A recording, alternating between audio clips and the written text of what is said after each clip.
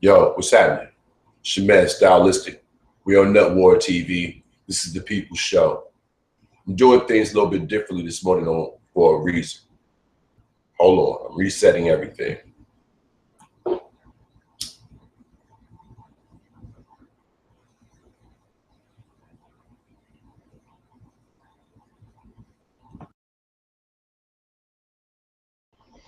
All right. Everything should be rocking pretty smooth right now. I want to do something. How y'all doing? It's your man and all of that. Check this out.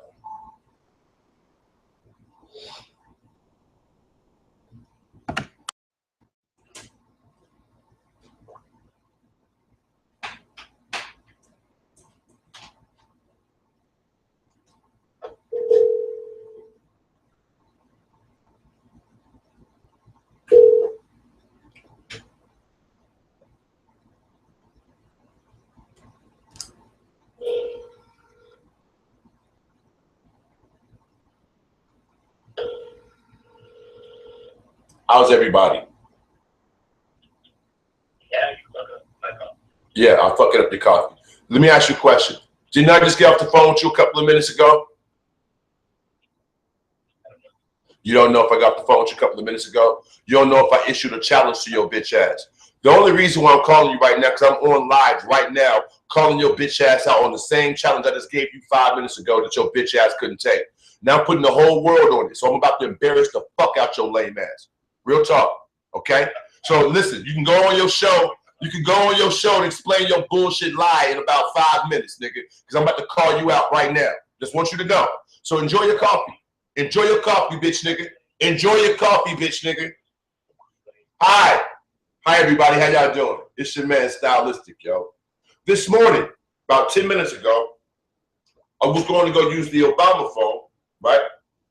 Go try to use my Obama phone.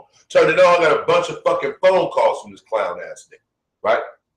So I'm like, man, dude, you ain't got shit else better to do. Believe me, a bunch of messages, man. Go get some motherfucking money.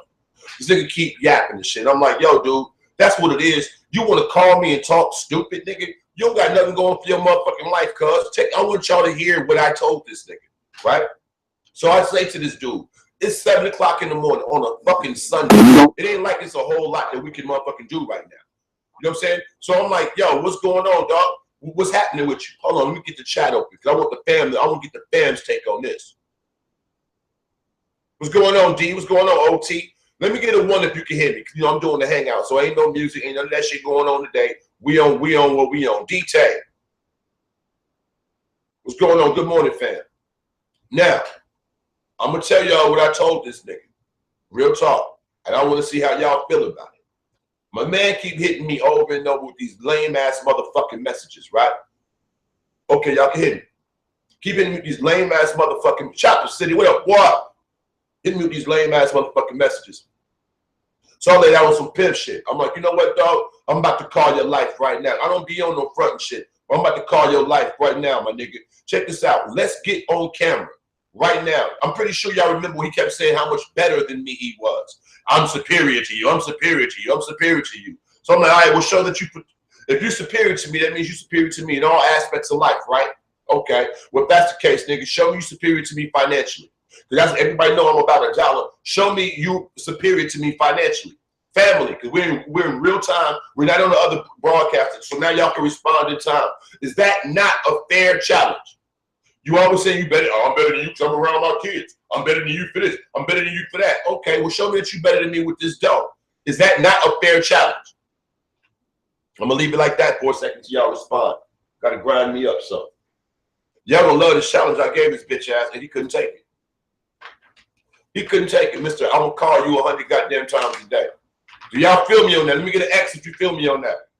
If you always fucking with me and you better than me, if I say, well, show me. That shouldn't be hard to do, right? That shouldn't be hard to do, right? Check it out. So I say to my man, yo, show me some money. Show me some money. I'm like, dog, if you get on cam, right? Whatever you get on tomorrow, I told this nigga we can both get on camera right now, right? You always always want to text me. You want to send messages. You want to show my crib and all that old bullshit. All right, cool. So you taking jabs at who I am. And I'm taking jabs at who you are. Show me some dough. I'm not going to get on camera. That's stupid. I'm not going to get on camera. Yo, dog, no. You'll get on camera and run my motherfucking show. You'll get on camera and show yourself texting me a bunch of times. You'll get on camera and show my reactions and all that shit. Now, here's my reaction to one of your text messages. Show me the money. Pretend I'm Jerry Maguire in this bitch. Show me the motherfucking money, right?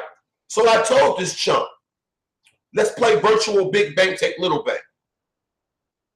And he couldn't do it. I'm like, let's play virtual big bank, take little bank. We can do it through PayPal. On camera. On camera. Pull whatever the fuck you have in the house together. On camera. Whatever cash you got in the crib. And I will quadruple that shit. I don't give a fuck what amount you got. This is what I just told him. I don't give a fuck what amount of money you have in your house. If you show it on camera right now, 7 o'clock in the morning, you show that shit right now, I guarantee your bitch ass I can quadruple it. I don't give a fuck what amount you got. This is what I told him. I'm like, I don't care what amount you got. I guarantee you I can quadruple that shit right now. Right now, on camera. He started talking about his kids. That nigga started talking about his motherfucking. We ain't been off the phone 5 minutes. So I'm just got through brushing my teeth and washing my face. I'm like, what? I threw a shirt on. I'm like, oh, nigga, I'm about to clown your bitch ass. And then I called him back, as y'all just heard. When we just on the phone. So wasn't no time elapsed, none of that shit. We just got off the phone. I just jumped on the goddamn camera. What's going on, Babs? Listen, you always fucking with. I'm asking everybody, is that not a fair challenge? You so much better than me. I'm so jealous of you. I was hating on you for donations and all that shit. Nigga, show me what your life like. Show me what you holding right now. And I can quadruple that shit. Is that not fair? Then I'm like, yo, we on camera. If you try to make me look some kind of way to people, that'll be exposing me. Since you want to show me to look some kind of way, show me that I'm a liar. Whatever the fuck you can show, I can quadruple that shit. Prove that I'm lying. Just get it. I'm not gonna get on camera to show money. I'm like, nigga, show anything from $5 to $1,000. Show anything from $5 to $5,000. I will crush you right now. Right the fuck now. Name the amount that you want me to motherfucking multiply it by. I'm like, I can double it, I can triple it, I can quadruple it. I don't give a fuck. Whatever you come with, I can beat that shit easy. In the house. Without having to go to the bank. Without having to show no PayPals and all that other bullshit. I can fuck you up in the crib with cash money, nigga. He couldn't take that. I'm not gonna show no money on camera. That's stupid because I got kids. Hold on. This coming from the same dude who said that my people is walking up on you in the streets. His fans is walking up on me in the streets and coming at me. Yo, my nigga. Yo, my nigga. Show me your dough. Watch. He started talking about, you sound like a girl. You sound like a girl. You sound like a girl. I sound like a girl. Nigga, we men. Men is about dough. Men is about dough. So y'all can see it's not a lie. It's 7:20 a.m. Hold on, let me get it. What that say? What that say? 6:56. I've been on here for a few fucking minutes. So it all matches. You know what I'm saying? We got off the phone. Now check it out. We got off the phone. I put on my shirt, started setting this up. He's texting me back. I start the show. I call him back. He's talking dumb shit. I've been talking for about 5 minutes. It all goes together. It's 7:20. Ain't no extra time with nowhere. I'm going to get this bitch nigga on the line. Hold on. Wait. He's talking about, ha, this gets better and better. You right. Ha, this does get better and better. Show some dough. Now, after today, everybody about to clown you. Everybody's about to clown you. Because you putting on a show for them. You about to get clowned by your own audience. Bitch nigga.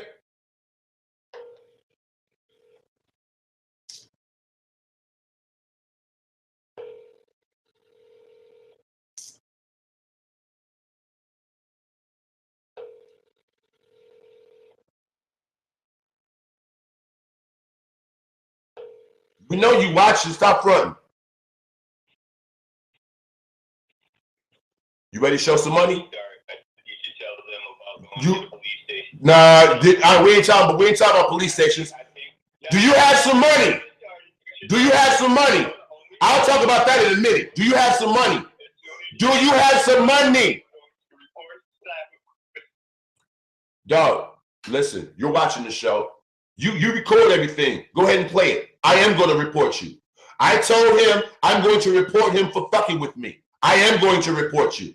Okay, let me get that out the way. I'm going to report you for all your cyber crimes, all your cyber stalking, all your bullshit. Yes, I did say that. Yes, you have the recording. Play it. Family, everyone who watches this show, I told Slapper I am going to get you locked up for the dumb shit you've been doing. Yes, I said that. Now it's over with. Yes, I said that. I'm going to get you locked up. I'm not just talking. I'm going to get you locked up. But now, don't deflect. Now is embarrass you time. Let me grab my cigarettes and my grinder. Y'all gonna love the challenge I gave him. Hold on. Hold on, Pippy.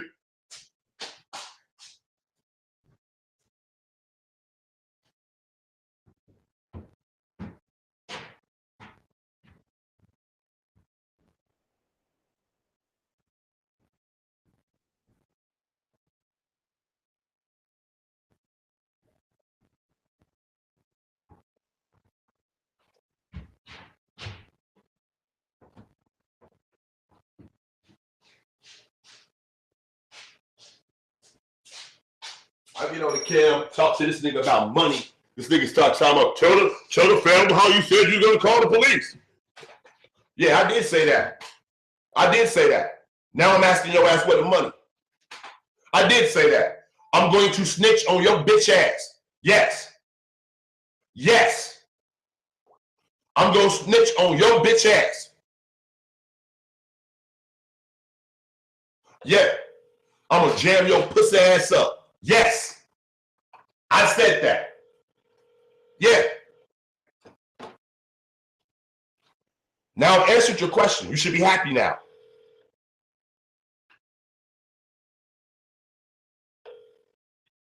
So I just told the audience that I'm gonna snitch on you. Yes, I'm going to snitch on you. Now that's over with. Now where's the money? Where's the money? Show some money. We don't hang out. Whatever you can show, I can quadruple right now.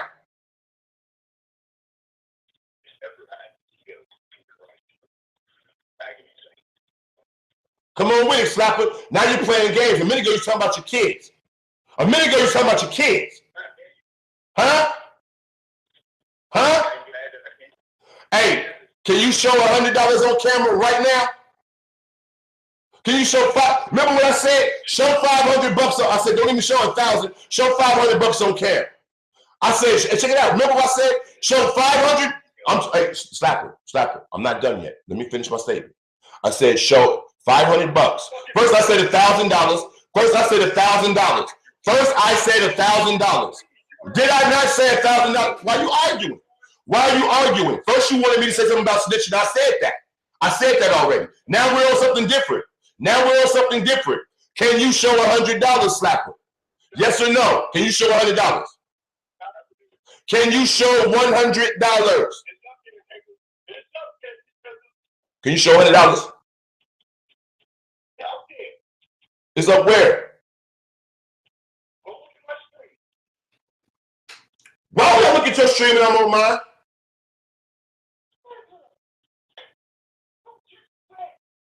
No, I said, come on my show. Let's go dollar for dollar on my show. Hey, where the bud at? Where the bud at? Hey, Slap. Real talk. Don't green screen money. Show money. Show your hands with money. I'm waiting. I don't want to argue about it. I'm waiting.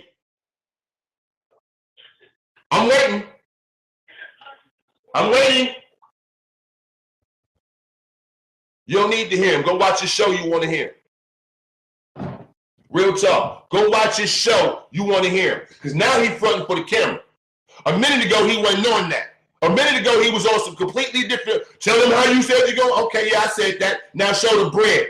I told this nigga, yo, show me $100 before we even got on camera. nigga, you can take a picture and send me a picture that you got $100 to my motherfucking shit. Send me a picture. I'm not gonna get on camera and show no money. Oh, okay. Well, send me a picture to my phone. Let's play virtual big bank, take little bank. I'm not gonna show no money. That's dumb. And I'm just that the other. Oh, nigga, you found a way to play it on cam? Fuck out of here, nigga. Fuck out of here. Where my wallet at? What you got in your show? Take your wallet out and just pull out what's in your wallet. Do that on cam. See, if you pull money out your wallet just randomly, then it should be a certain number. It should be just an off amount. It should never be equal. You dig? Check it out. Out of my wallet. $310. That's in my wallet. That's in my wallet. $310 in my wallet. That's what I just had in my pocket. That's what I had in my wallet. Show me some money in real time, nigga. Fuck that fake bull. I knew you was gonna pull some dumb shit because you didn't want to talk about it at first. Show some money. Show some money. And I told the nigga, I'm like, yo, dude, you can't show me no bread, then show me a bud. Show me one bud or show me $100. Show me $100. Show me a bank account where you got $100. You know what I'm saying? Show me a bank account where you have $100. Mr. I own a business. If you own a business, you should have disposable cash in your crib.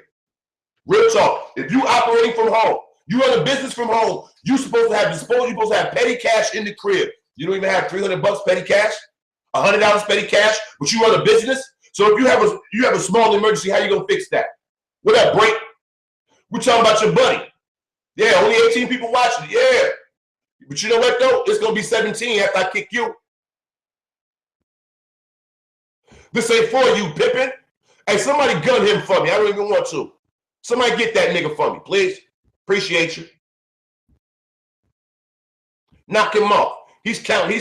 No, the show ain't good unless there's a bunch of motherfuckers on the phone. So let's watch something else. Now, homeboy, we've been off the phone 20 minutes. 20 minutes. What's up? You showing fake pictures on Facebook? I mean, fake ass Photoshop money on your show?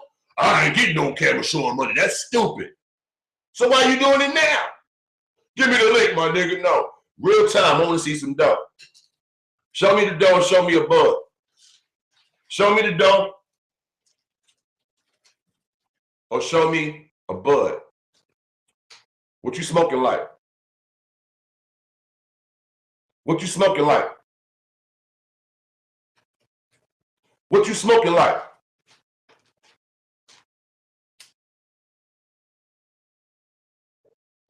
That's all I want to know. Your life so superior to mine. Show me, nigga. Show me. Show me. And again, it still stands. Slapper, today. Today is Sunday. Ain't no banks open. You dig? And then everybody, I don't know what your limit is at the fucking ATM. My limit is $800 at the ATM, right? So I'm not going to do nothing in no increments of 800. I'm going to do past that. Whatever you show, I can quadruple. I know what I'm saying to you too. Today, Slapper, on camera, whatever you show, I can quadruple. Whatever you show, I don't give a fuck what amount it is. Whatever amount you can show on camera, I can quadruple. Slapper, you a bum. The same way I told Break yesterday on the phone. Break was like, man, that nigga got $1,000. He was acting like, yeah, nigga, you know what $1,000 feel like. He don't. Real talk. He don't. He a broke nigga. Style, that nigga was like, why was you on my enemy show? He a lame nigga. Ain't no motherfucking body used to know money acting like that. Ain't nobody who getting money acting like that. That's the whole reason why I'm doing this. Ain't nobody about motherfucking business doing shit like he's doing. Nobody. Nobody. Real shit. Real shit. It ain't like him being ignorant is a stick. It ain't like he does something on some crazy shit as a brand. No, nut war, crazy. It ain't like he's doing no shit like that. No.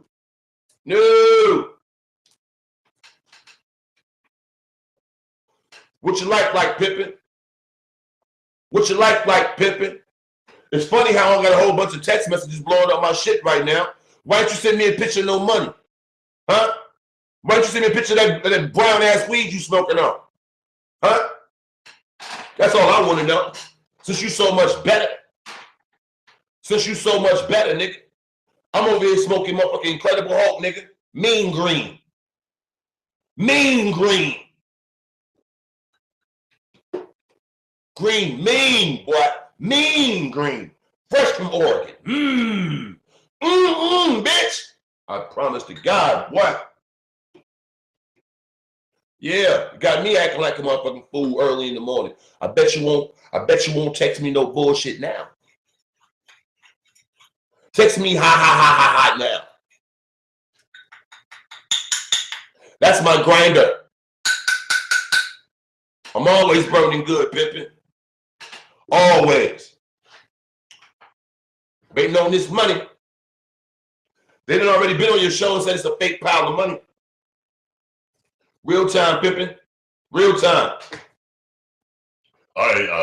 Ain't showing no money because my daughters and that. Oh, hold on, nigga. If people at your head already about, you know what I'm saying, talking shit about me or whatever. I'm just saying. The most sweetest of mentiables. You're dead. You're dead. This that old, you know what I'm saying, MBK, man. I had this shit for about a week. It's all right. This MBK is decent. What else, Spoon? Yeah, my sister D is a nurse. So she be out there, you know what I'm saying, taking care of motherfuckers and shit. I'm gonna come to her town just so I can go to the hospital. Hang out with my buddy. See how she does her IVs. Oh, I didn't even feel that pen. I didn't even feel the needle go in. You good. Now go get me some Dilaudid. I'm not even gonna bullshit, y'all. As far as, you know what I'm saying, pharmaceutical drugs go, I love Dilaudid. I wish I had that shit in 64-ounce bottles in the motherfucking refrigerator. I would give me a Dilaudid IV before the fuck I leave the house every day. Like, yeah, you know what I'm saying? Give me 50, give me 50 cc's of that, or whatever the hell. Give me 50 of that shit. Oh, okay, let me go. I like Dilaudid. You know what I'm saying? Like, I like Dilaudid a lot. A lot of that shit that make you motherfucking take like big steps when you don't have to. Like looking at your feet, like you got on some like somebody else's glasses. You ever put on somebody else's glasses and look down and try to walk and look all weird and shit? That's how Dilaudid make me feel. Like a real talk, I love Dilaudid. You know what I'm saying? Like, you talk about Dilaudid? Yeah. Boy, I'd be in the motherfucking hospital in pain. The motherfuckers be like, yeah, give me some Dilaudid. I'm like, yeah. That's what I'm talking about. I started getting comfortable. You know what I'm saying? Start plopping up the pillow on the bed and shit. Like, yeah, we about to take a wild ride. You know what I'm saying? That shit hits you, your whole body get hot. You know what I'm saying? You get that head, that tingle from your fucking head to your feet. And then, you know what I'm saying? It changes. Yeah, Dilaudid. Almost as good as pussy. But better, because then you don't got to cuddle and shit. You know what I'm saying? Dilaudid like the perfect bitch. You know what I'm saying? Get you in, get you right, and get the fuck on. Ain't trying to cuddle and talk.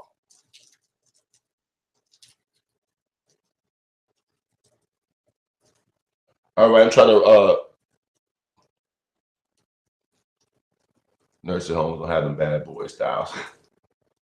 Well, if you're around when I get older, they're gonna have one. Like Break laughing, he know what I'm talking about.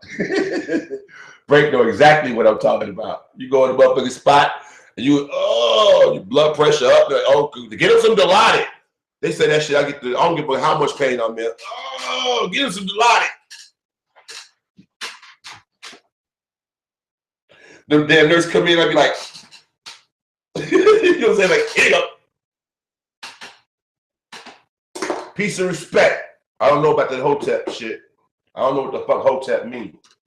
I don't think y'all know what Hotep mean either. Hotep can mean like, you know what I'm saying? Give me a glass of water. Hotep. I ain't thirsty. You know what I'm talking about? It's 7 o'clock in the morning. Yeah. I gotta chill with one of my ladies. It's the weekend. I need to go up here and holler at Stella. I'll be right back. 30, 40 seconds.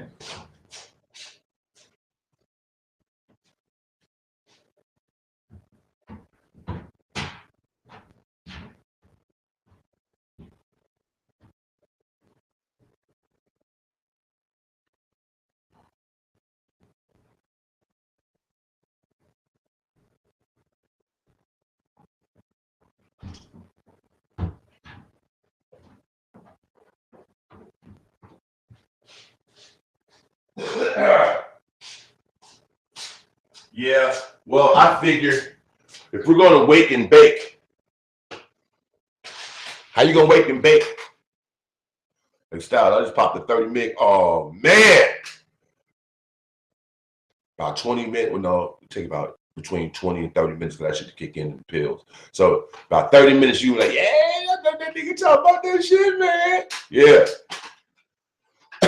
And then a lot of pills take forever to kick in and shit.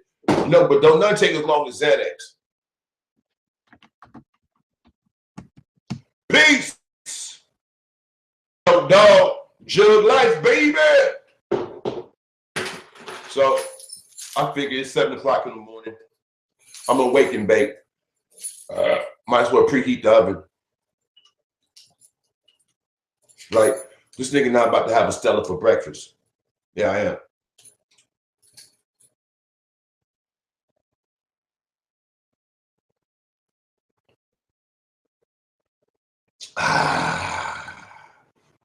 Delish. I like Stella Artois. I like the IV too. Good morning, I'm 7 million styles. You funny hotel fan, people. No, hey, I'm just talking crazy, man. I know what it is, man. That Fruity Pebbles edible. My man has some the Fruity Pebble candy bars that's in the white chocolate. Them was decent and shit. But you like the thing is, you can taste the Fruity Pebbles, but you can taste the weed like a motherfucker. I don't like the edibles where you can taste the bud overwhelmingly and shit. That should be blowing me. But peace, respect, hotel. You know what I'm saying? Creamy Nebula and all the rest of that shit. Kim it. I just want to, you know what I'm saying? Like selling like liquid weed. I love it. Well, I love this motherfucker. Yeah, I smoke a lot, so maybe that's why I dig it. Delish. But my man said, I don't be. You know what? When the conscious brothers be coming at me, Hotep brother. You know what I'm saying? I'll be like, nah. You know what I'm saying? You know, like don't nigga. You know what I'm saying? Ninsargag. I just want to say names from history and shit. Inanna. Inleriki, nigga. You know what I'm saying? Like, for real, like, yeah, nigga, pyramids, bitch. You know what I'm saying? I be wanting to say there's all kinds of, like, I don't be knowing what to say and shit, like hieroglyphics. Like, Hotep, hieroglyphics, nigga.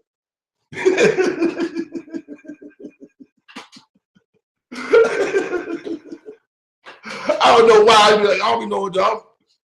Or be saying some shit like, niggas be like, Hotep, brother. Like, yeah, Dr. Phil Valentine. Dr. Sebi, nigga.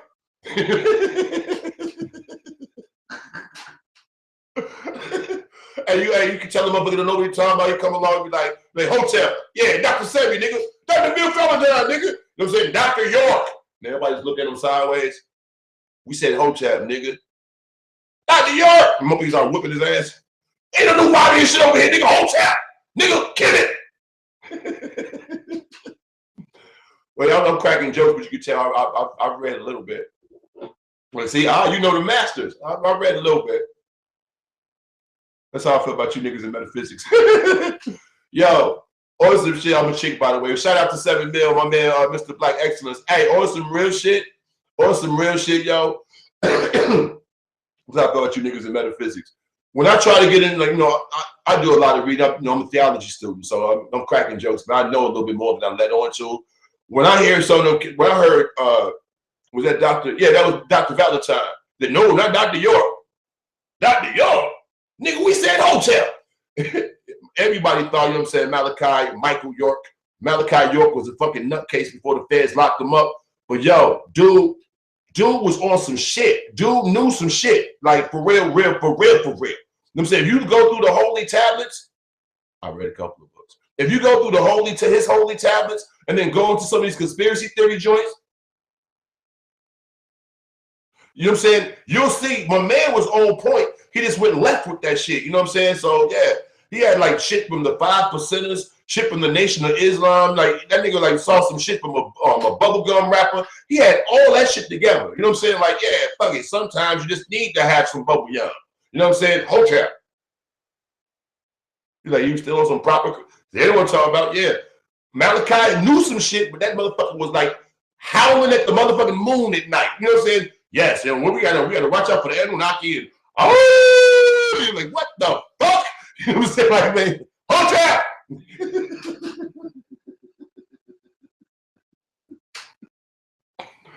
Oh man.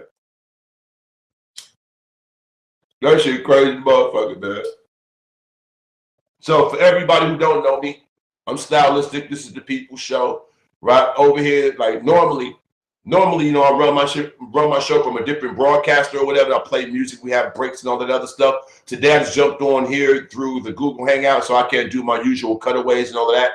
Fortunately, it is the weekend, so that should be, you know, a little bit of a caveat to what I'm about to say. This is an adult show. This is not for kids. It's not for trolls. It's not for lame shit.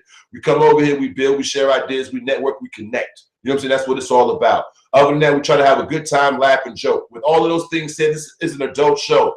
If you are opposed to seeing, hearing about, or even considering the ingestion of marijuana, now would be the time to hit that cute little X on the top of your page and take your ass somewhere else.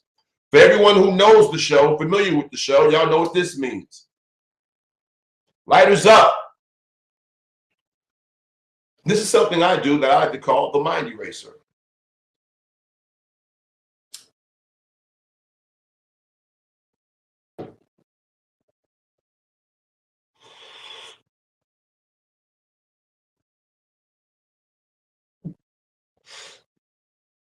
Joint.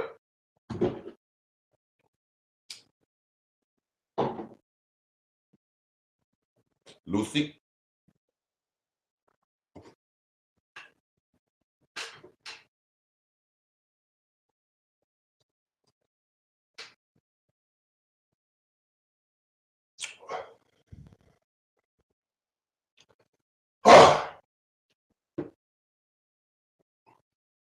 If you don't get high, what you doing with your life? I got a better question. If you don't get high, how do you live your life? Like, I can't walk out the door without puffing something. Because if I don't, I'll stab somebody in the face with an ink pen. Like, real shit. I will juke the shit out your ass in McDonald's for no reason. Like, why are you even in McDonald's? I don't know. I just want to let it stab somebody because I don't eat that shit. But on some real shit, like, yeah, like, if you don't burn something, what you doing? If you don't have a good career or an athlete, if you ain't smoking weed, like Cat Williams say, what the fuck you doing with your life? If you don't have a good ass job, I'm so swear to God, if you have a good ass job and a career and shit, and you ain't smoking bud or at least got you a sip of something, nigga, you going nuts. Like people, I don't smoke or drink. Oh, you crazy? No motherfucker. Like, what? Nigga, you don't play video games or nothing? You don't have no vices? Nigga, what? I got all the vices. I got all of the vices. You know what I'm saying? I got Fuck Ready Red, D-Rock. I have all the vices. Real talk. All in this room. Drugs, liquor, comic books, video games. For real. This is fuck a man cave. I have a man underground subterranean dwelling. You know what I'm saying? Like, you know, they have the deep underground military bases and shit. You know what I'm saying? This is like, this would be a Dumbs. Deep underground my shit.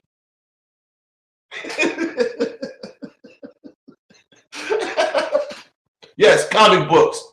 Yes, comic books. I'm a comic book head. Say something. Say something. All of it, my man, he said,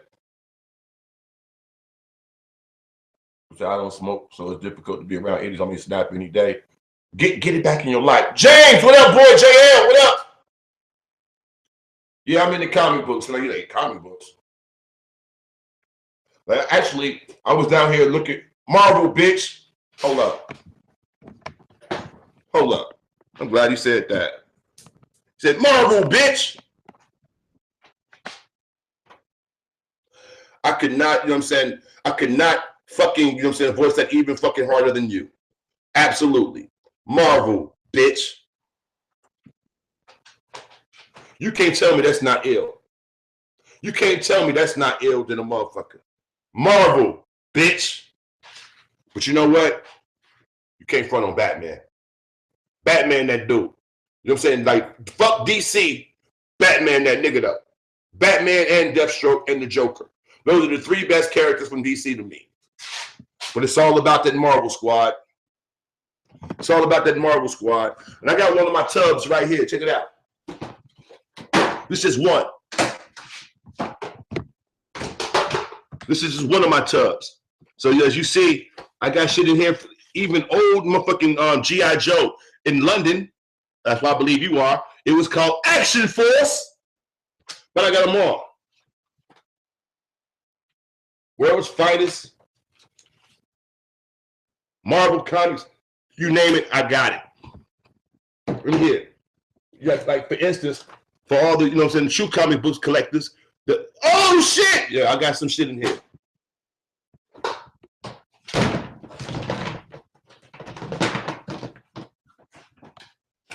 Yeah, I've been collecting since I was like 12.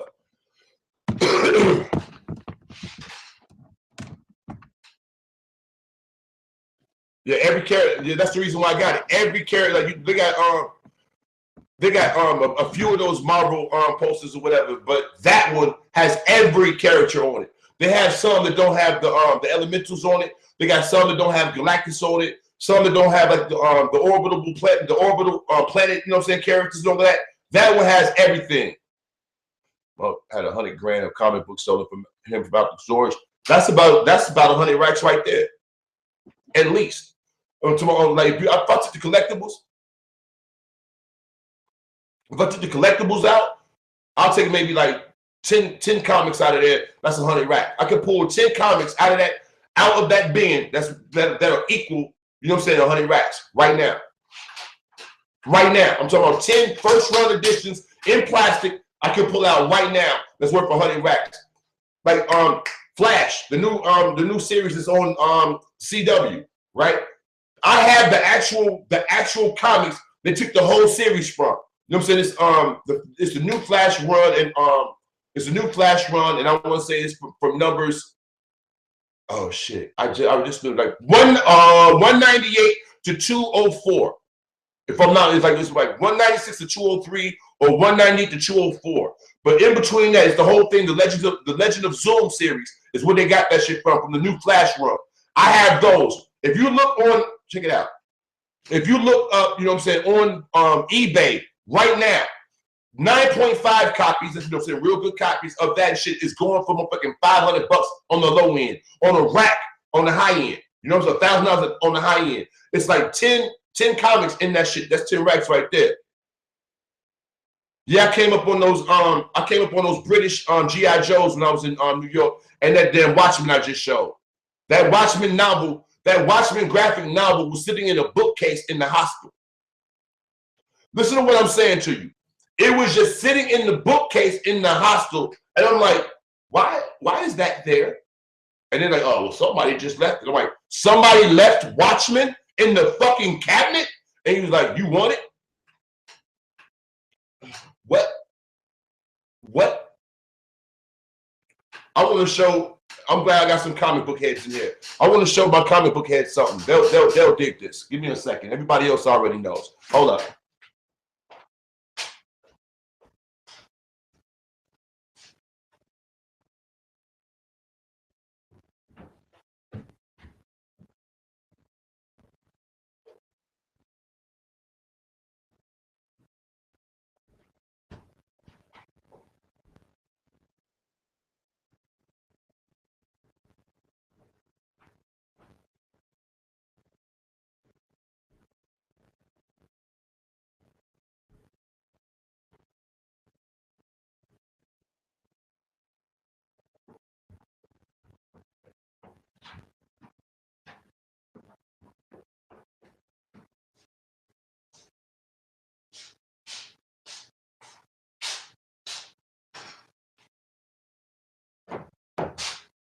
Okie dokie, and I'm back.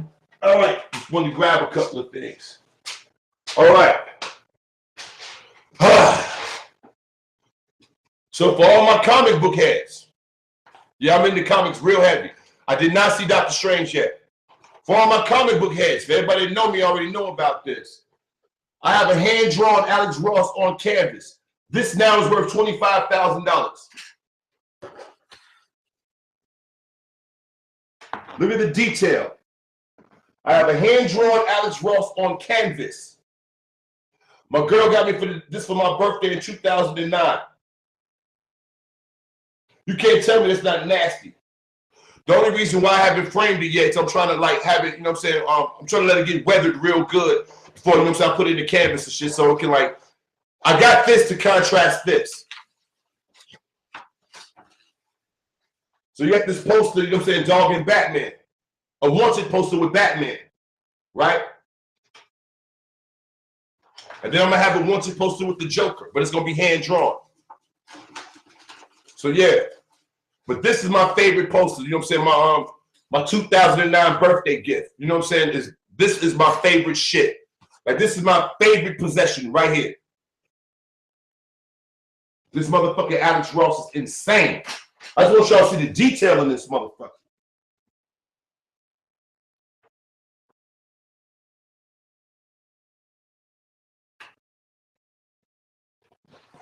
So yeah, for all the comic book heads, I said that I'm a collector. So y'all should be able to appreciate this. This is one of my binders on canvas. You saw I just rolled it up. This is canvas. See, it's not paper. This is canvas. You can see the texture. Hand drawn on canvas.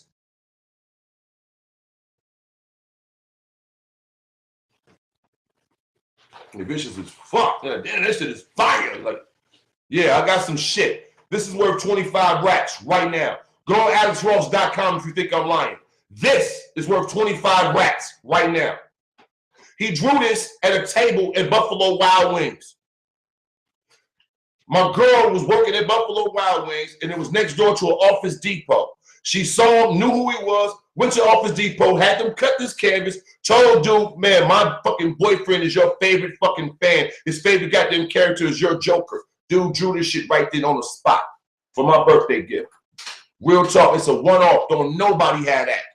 You can see that picture anywhere, but nobody has that. Real talk. Nobody has that. All right. Now, it's one of my binders. When I tell you that I'm a comic book collector, every movie ever made from a graphic novel or comic book is in this binder. And if it's not in this binder, it's another one upstairs. I'm talking about every single movie, cartoon, graphic novel, motion comic ever made on any character is in this binder. Real talk. Let's go through some. Right here. You got the original X-Men series. Right? The X-Men, Wolverine, and all of those bullshit. Right? We're just gonna keep it moving real quick. You got your the original Fantastic Fours and the old ones and the new ones. You got the Iron Man series, the Thor series, the Avengers series, the Captain America series, the original Daredevil and Elektra, the Blade series, the first Hulk with that weird dude Eric Bana, and the other Hulk with what's his face, Ed Norton, the Blade series, the Ghost Rider series, the Punisher series, all of the Spider-Mans, the first 3 and the new 2, Aeon Flux, Guardians of the Galaxy, Ant-Man, all right there. Deadpool, Doctor Strange, motion shit, the original Supermans, right? Oh no. The rest of the original Supermans, Man of Steel, Sin City, Catwoman, Constantine, both the Judge Dreds, Stallone and Keith Urban one, both of the Kick-Asses, the Losers, Watchmen, of course, V for Vendetta, Red 1 and 2, Green Lantern, the Dark Knight series,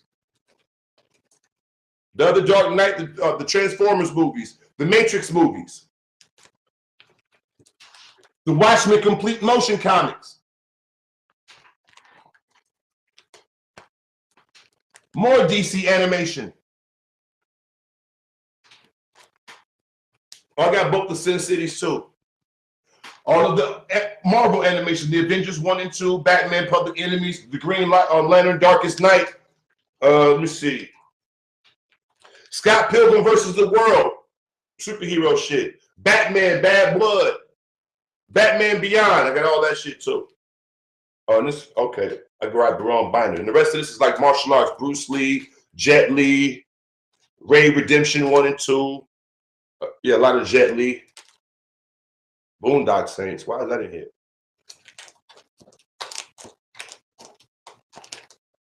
Okay. This is my backup binder. The other binder is upstairs. So yeah, this is the remainder of everything. This is actually the one I was talking about. Everything that, like what I said, everything that ain't in here is another one. This is the other one. You got Batman Returns 90 joint. Batman is my favorite character. Yeah, I got Planet Hulk. Stop playing. You know what I'm saying? Yes. Hulk versus Wolverine, all that shit. Yeah. The only one I don't have is The Killing Joke, and I'm probably gonna buy that today. You know, it just came out a little while ago or whatever. But it's my favorite graphic novel. But you know what I'm saying? Like they finally made an animated version of it. So I'm probably like, I've been like putting it off, but I'm gonna go get that shit today. You know, I have to go to Walmart anyway. So I already have it. I have it on a list. You know what I'm saying? To pick up the Killing Joke, and it's another one I was supposed to pick up. I'm supposed to get. But yeah, I got Batman Return. I got all the first three. You know what I'm saying? The first 5 Batman joints. Yeah. You know what I'm saying? Like of that, you know what I'm saying? Of those original Batmans or whatever, like, you know, you had the Michael Keaton Batman, you had the Val Kilmer Batman, the George Clooney Batman. Of all those motherfuckers, I think that Val Kilmer was the best. You know what I'm saying? Like, as far as playing it up, you know what I'm saying? As far as like a campy Batman or whatever. I think Jim Carrey's impersonation of the Riddler was goofy, but it was good. And I just wish he went darker with it. Tommy Lee Jones didn't even need to be up in that motherfucker. Real talk. Tommy Lee Jones, Uma Thurman, the rest of that shit was just too much. But if they would have like really focused on the Batman and Robin mythos, had Jim Carrey acting like, if they would have had Jim Carrey acting the way he was in that, but then had him like bring in some of that darkness he had in his vibe from the number 23 movie that he did. Yo, if they had, check it out, if Christopher Nolan shot the Batman joint with you know what I'm saying, the Heath Ledger joint, check it out. Remember how Heath Ledger's Joker was just like over the shit? That's why he won the Oscar, right? If Chris Nolan directs Jim Carrey being the Riddler, he'll win the Oscar. Mark Hamill is a good Joker voice. You know what I'm saying? He can do the voice and the laugh real. He can do the laugh really good, but as far as like, but he does it all through his teeth. See, the thing with motherfucker, like if you do, like even if you're doing Heath Ledger's Joker, right? Heath Ledger's Joker, the psychosis is in the voice. You remind me of my father. I hated my father. I'm an agent of chaos. You know what I'm saying? So it's all in, you know what I'm saying? It's all basically, his shit was implied psychosis with Heath Ledger. But Mark Hamill shit is all about, you know what I'm saying? You can hear, oh, look at this one, you know, that shit. So, but again, I like of the Jokers, I think Heath Ledger was the best. You know what I'm saying? Fuck Cesar Romero, fuck Jack Nicholson. You know what I'm saying? Fuck that shit. I think Heath Ledger was the best. Real shit. Fuck Mark Hamill. You know what I'm saying? He got a good voice for the animation part, but you know what I'm saying? I think Heath Ledger, like he personified Joker perfectly. For anybody who's a true comic book head, he came off the way Joker comes on. Like smart as hell, but crazy than a motherfucker. Yeah.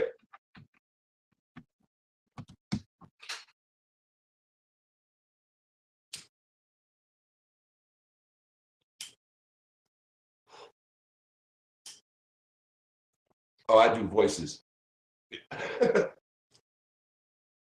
So yeah.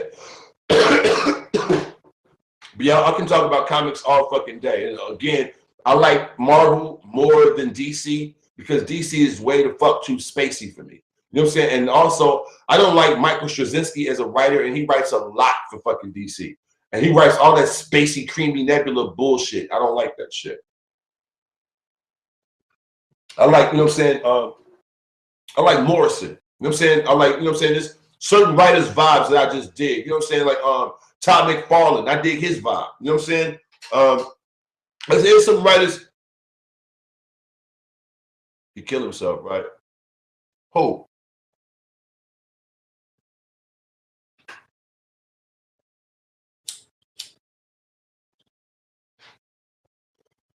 Yeah, funny, I'm not getting all them crazy text messages no more.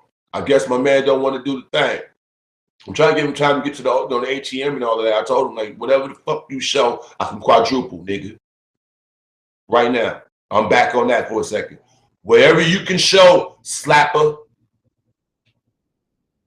I can quadruple it.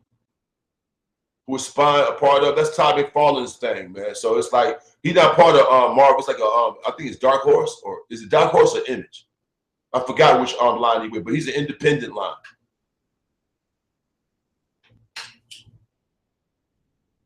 But I like Marvel.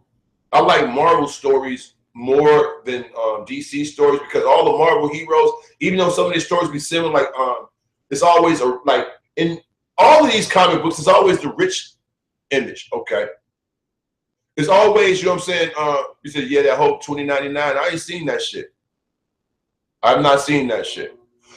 But I know Spider-Man 29. I ain't heard of whole 2099. The dude who played the Joker. Yeah, he killed himself. Heath Ledger, yeah. With fucking batshit, yeah. But like, the only thing I don't like about most of these comic book stories is always some rich orphan doing some shit. Like, y'all know rich people are entitled in a motherfucker. So I don't see that shit happening all the time. Another thing people don't know about comic books, right? I know my heads know, but I'm gonna ask everybody, who's the richest character in comic books? Just general, like, let's have a little comic book trivia. Who's the richest character in the comic book mythos, in all of the comic book lines? Oh, I hear you. I ain't heard of it yet. I haven't checked on it, but I haven't been, you know what I'm saying, checking the feeds anyway, so I have no idea what's new. Like, I can pull up on my screen and show you. I'm linked into ComX. I have a bunch of shit that's been sent to my account. Richie Rich or Scrooge McDuck. No. No.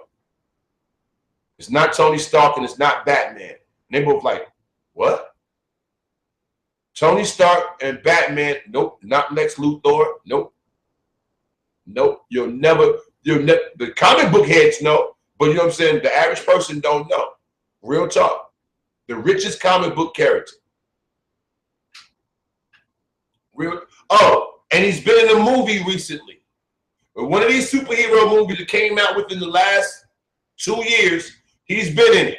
The richest character in all of the comic books. I'm gonna give you a couple more seconds, see if anybody can get it. Oh, fuck it. Y'all probably trying to Google it. A Kingpin? Nope. Nope. Black Panther. Black Panther is the richest comic book hero in the mythos. He's worth $950 billion. He has double the money of Batman and triple the money of Tony Stark. $950 billion is what he's supposed to be worth. Because he controls, you know what I'm saying? He controls a country that has the strongest element in that country, Wakanda.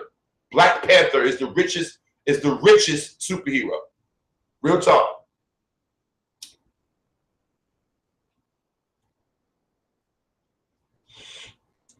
Right. He's the king of the land, and they have the most expensive element on, you know what I'm saying? The most expensive element on Earth, vibranium. You got to go to him if you want the shit that Captain America's shield make, bro. Yeah. That money long as train smoke. Right. I used Google and still failed. Yeah. Black Panther is the richest superhero. They about to play that shit. He's the richest. They about to play that shit up real heavy too. And he's a king. The rest of these motherfuckers, outside of Odin, don't nobody else have more power over people than him. Now they tell them we'll be the most powerful. We had our land and our resources. Yeah. Here's something for all my comic book heads. I've told people this before. Do you know what the X-Men represented? Does anybody know what the X-Men, the group of the X-Men, the team of the X-Men, what they represent in the society? Well, if you go back and check, you know what I'm saying, Stan Lee's interviews, the dude who created the X-Men, Marvel, he says the X-Men was his personification of the black rights, the black, you know what I'm saying, power movement. Not the civil rights movement, the black power movement. Black excellence, Snoop. The X-Men represented, you know what I'm saying, the Panthers in the Nation of Islam. Charles Xavier was Malcolm X. Real talk. Charles Xavier was Malcolm X because Stan Lee said in another interview, he said the reason why he made him, you know what I'm saying, the reason why he made him the way he did because he was opposed to white people, so that's why he made him white. He had a strong ass mind, right? But he was immobilized by his own fucking power. That's why Charles Xavier is paralyzed and white. He represents Malcolm X. Real talk. Cyclops is Martin Luther King. Real talk. Cyclops is Martin Luther King. Real shit.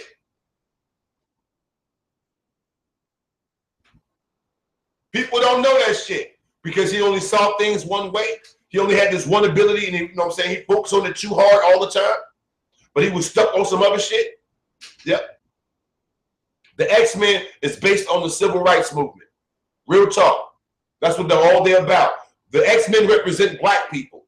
These people with all these strange abilities, all these skills that can help everybody, but everybody's scared of them. That's black people.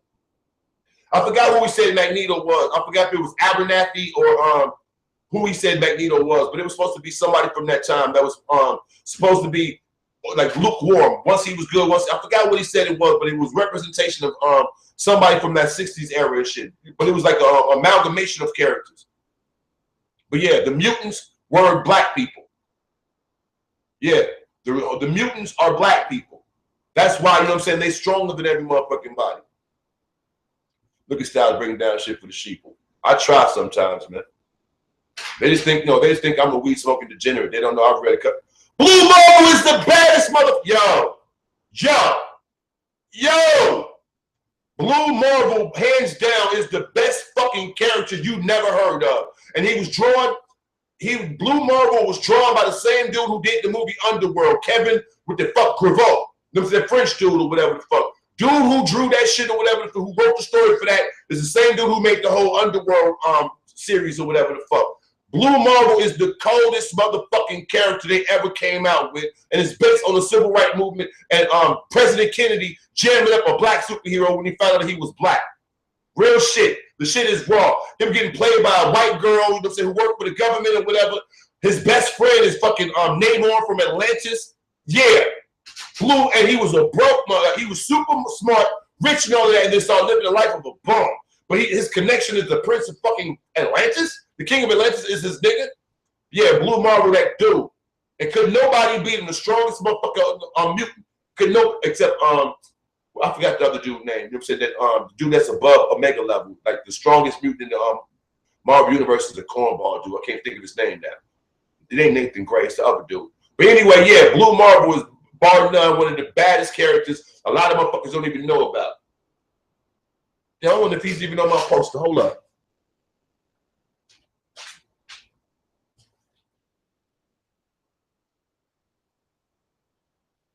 Another dope character people sleeping on, Moon Knight. Moon Knight is pretty ill if you know the history on it.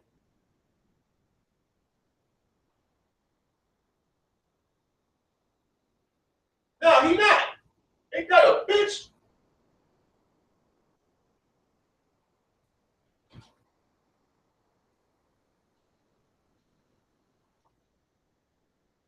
Damn, he not on this motherfucker. They got the new Blade and every goddamn thing on here. The leader, Red Hulk, Son of Hulk. Everybody on this bitch except Blue Marvel.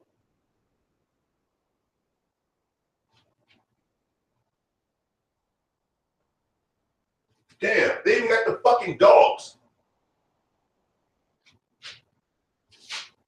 Now they get a poster of Blue Marvel.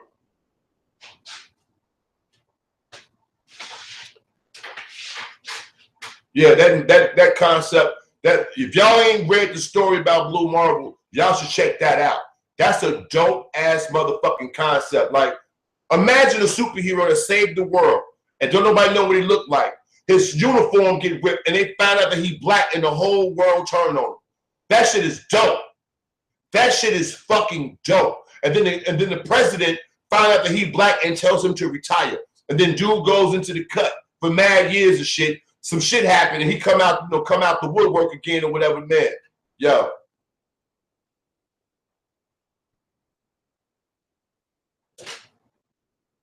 Yeah, man. I said one of the dopest characters you probably never heard of. He's a recent creation too, like with like the last, I want to say 10 years, 15 years. It's relatively new. You know what I'm saying? But he's dope. He is dope. He is fucking dope. His story is dope as fuck. But that's for the hardcore, you know what I'm saying? That's for the hardcore comic heads and shit. But yeah. What was his powers? My man, like, you know what I'm saying? My man was like my thing. He had he had endurance, invulnerability. He could fucking fly, super speed, super fucking strip. He was super goddamn smart. He could breathe underwater. Well, he could reverse power, like he could reverse energy and some shit like that. They're like Will Smith, Hancock character. Yeah. Yeah. What I liked about it, the Hancock movie on a real, what made the Hancock movie dope to me, when him and Charlize Theron was having an interaction, and she hinted that they were Anunnaki.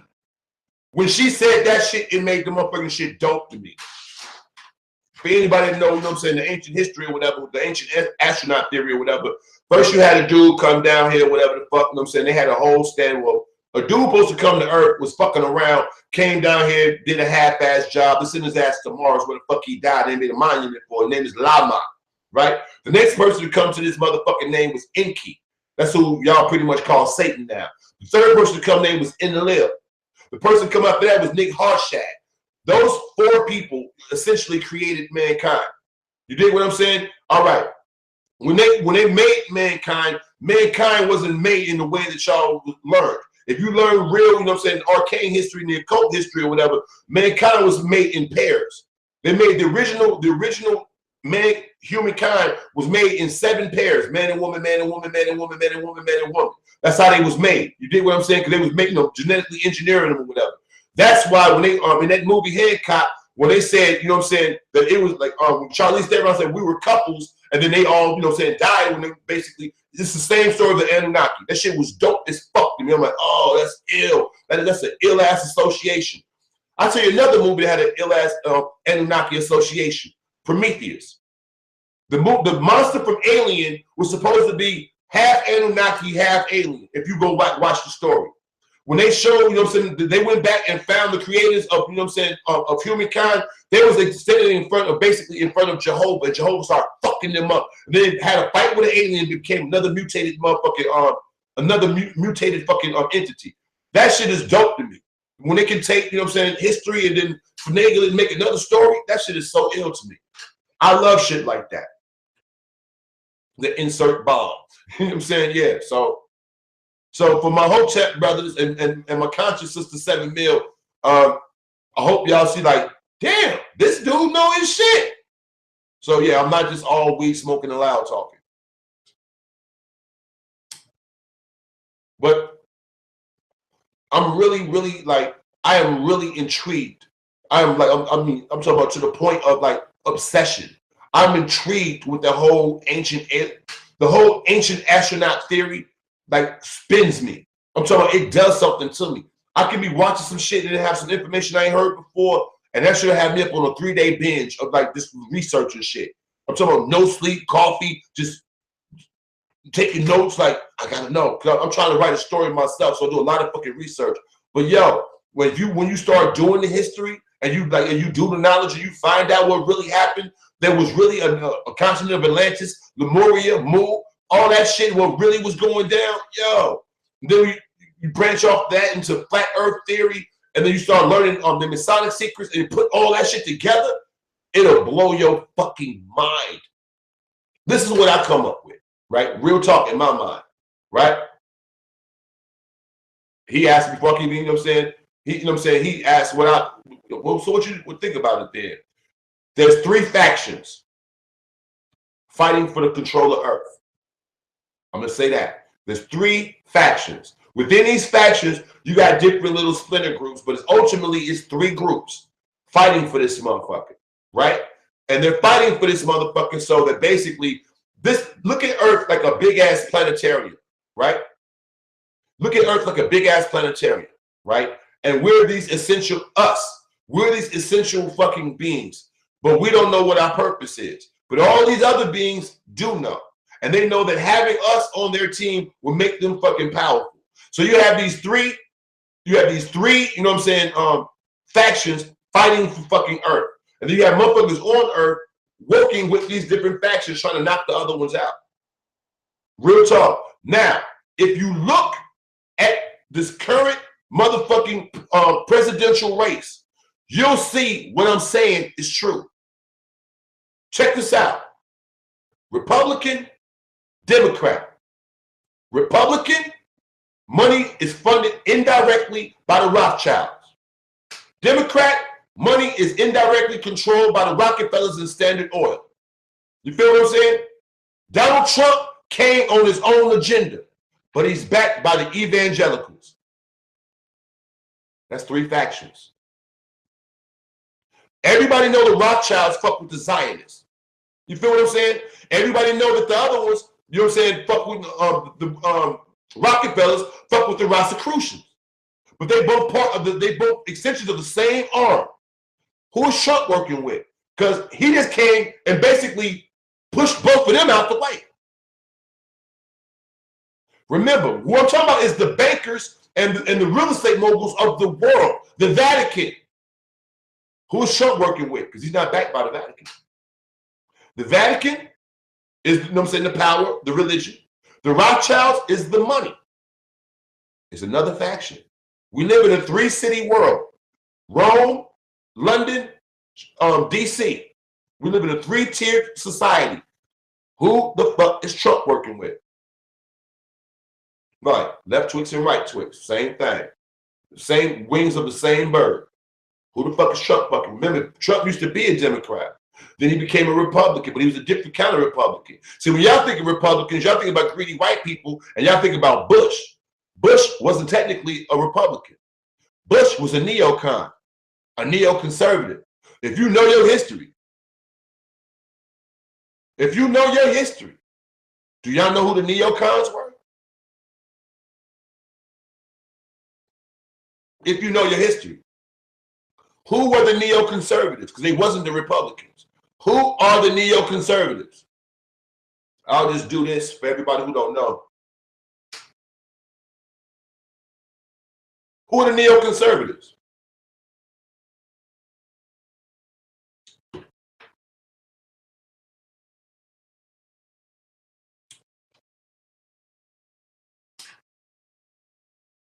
The Nazis are the neoconservatives. Bush and his family come straight from Nazis. From the 30s and the 40s, their whole fucking family fortune has been funded by Nazi goddamn blood money. Go look it up. Go look it up. Preston Bush was probably one of the dirtiest motherfuckers in America and got jammed up time and time again and got out of it by the skin of his teeth. Over and over again. Check it out. Y'all be talking a whole lot of shit about, you know what I'm saying, the World War II and all that bullshit, right?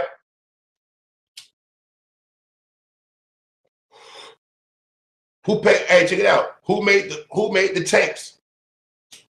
If y'all find out what really went on in these wars, y'all will be pissed.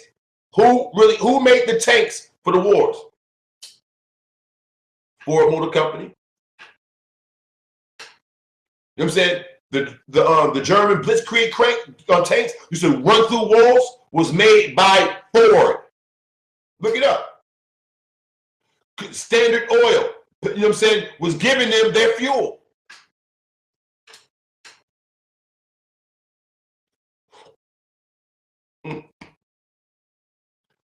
Franklin Delano Roosevelt said it in the 30s. Presidents are selected, not elected. Franklin Delano Roosevelt, president at the time when he was president, said presidents are not motherfucking elected, they're selected. Number one. Here's something. Why was dude able to stay, him and Truman, why were they able to stay, Roosevelt. Ain't Roosevelt the one that stayed in office for 4 terms? Was that Truman? Which one of those motherfucking presidents was in there for like 16 hours? I mean, 16 years. Yes, because of wartime, we had a president that did more than 2 terms. That did more than 2 terms. Real talk. They used to do what the fuck they wanted to back in the day. You know what I'm talking about? Woodrow Wilson, who sold us the fuck out in 1913, did that shit on Christmas break when wasn't nobody in D.C. Congress wasn't even there. The Federal Reserve Act was signed on some low-key bullshit on Jekyll Island in Georgia by a bunch of rich motherfuckers in 1913 during Christmas break. Real talk. When Congress was out, how y'all pass something when Congress ain't there?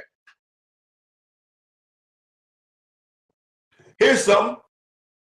The literature and the legislation for that shit is still open. It's never been amended. Do y'all know that we could get together and we could shut down the Federal Reserve? We could shut down the Federal Reserve Act. Did y'all know that? But ain't nobody trying to do it. If you shut down the Federal Reserve, do you know that how many entities you crush by shutting down the Federal Reserve? Well, let me tell you. You shut down all of the alphabet groups.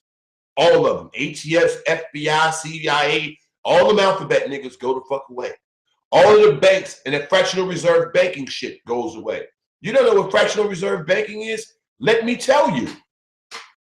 And I can tell you, you're gonna love this shit, right? You go to your partner crib and you say, hey dog, hey man, I gotta disappear for a little while, man. And all I got is this $100. Okay? Listen what I'm saying to you. Your boy comes to your house. He got to disappear. And all he has is $100. Hey, I don't want to lose this $100, so I'm gonna leave it with you. I'll be back. And he leave. And then one of your friends come through and be like, hey man, let me borrow $20. And you don't have no money. But you got that $100, dude left you. So you like, all right, well, if I give you this 20, when you gonna give it back? I'm gonna give it back tomorrow. Well, you have to give me 40 back. I give you 20 out of the $100. You don't have no money. Then somebody else come along. Hey man, I need to borrow $50. When you gonna give it back? I'm gonna give it back tomorrow. All right, man. Well, you got to give me back 100. All right, man. Fuck you. I need this. You know what I'm saying? Do it. That's $70. Then you know what I'm saying? Take it out. We take another 20, right? Somebody come along. I need $20. Give that nigga 20. Give me 40 tomorrow, right? Check this out. $10 is left over. That's all the fuck he got of your 100. You're gonna keep this on the side in case you come back. Then when the other money come back, the $100 from the dude, you're gonna take the 50, put it with this becomes 60. The first 20 come back, you're gonna take his 20 out, put the other 20, it becomes 80. The other 40 comes back, take his 20 out, it becomes your $100 again, right? Well, he just made $100 off your $100. How is that fair? How is that fair? Every time you get a bank loan, that's what they're doing. Every bank loan, every bank transaction, right? By default, it's fraudulent. It's fraudulent. Every transaction you do with a bank off top, any contract you enter in with a bank off top is fraudulent by nature. Do you know why? Because when two parties are doing anything on a contract, they both have to be equally invested. A bank ain't putting up their own money. Hey, what's up, sweet Gemini? When you buy a house and you know what I'm saying, and the bank gives you the loan, they're not loaning you their money. They're loaning you somebody else's money. So technically, you can take them to court and sue them for breach of contract and keep your house. Did you hear me? I'll say it again. A bank enter into a contract with you, they're committing fraud off top because one, a bank can't sign a contract. A bank is not a person. Two people can enter a contract. A corporation is not a person, no matter what they say. You dig what I'm saying? You go into this contract, both people have to have equal, you know what I'm saying, equal gain and loss in the situation, in the contract, for it to be fair in trust trade law. You dig what I'm saying? They enter into this shit using money that's not theirs. That's fraud. They can't charge you usury on something that's not theirs. You feel what I'm saying? So every time you do anything with a bank, we're going to give you a free 50. If you sign in today and you make a new account, they're just, you know what I'm saying? They'll give you another $50. Where that money coming from? Not coming from nowhere. You say you must apply to be a sovereign citizen. Not true. Somebody using your birth certificate to wipe out your debt, you need to be a sovereign citizen to do that shit. To be a sovereign citizen, you don't need no paperwork and all that other shit. You need to act accordingly. I'll show you some things if you like. Like, for instance, submitting in a document, getting it notarized, and putting in, you know what I'm saying, that you're doing business under an assumed name. Because the name of your ID is not you. It's called a strawman identity or a CQV trust. Your name is in all capital letters. Look at your ID. Look at your birth certificate. Look at your fucking social security card. You know what I'm saying? Look at your mail. All that shit has all capital letters in the name. Well, that's not you. That's a CQV trust. You know what I'm saying? It's a fiction that they create to do business with you without your knowledge. You collect old certs. I feel you. Silver certificate, gold certificates. I'm up with it. Becky Dean, how you doing? Welcome to the show. You know what I'm saying? So there's different things you can do to maneuver your legal power, right? First thing, they create a legal fiction in your name so they can operate with you, right? Well, you know how you circumvent that? Own the fiction. They can't do nothing with something that you own. What you talking about, Styles? They play games with you, but they leave all these different ways for you to protect yourself all the way around. All you have to do is take $5. $5 is how you can save your own life. $5. Yeah, I do. 7 mil, I do. $5. Go get in your county, get a doing business as an assumed name, and register the name on your motherfucking ID. Pay the $5 to the clerk and own your name. They can't charge you with bullshit crimes when you own your name. They can't run bullshit on you when you own the name, because you can call their jurisdiction and call their claim out, call out their controversy. A lot of people don't know that. Real shit. I'm sorry. And every time you do these things, you're welcome, Becky. Every time you do these things, make sure to keep a copy for yourself. Make sure you keep a copy for yourself. Be right back.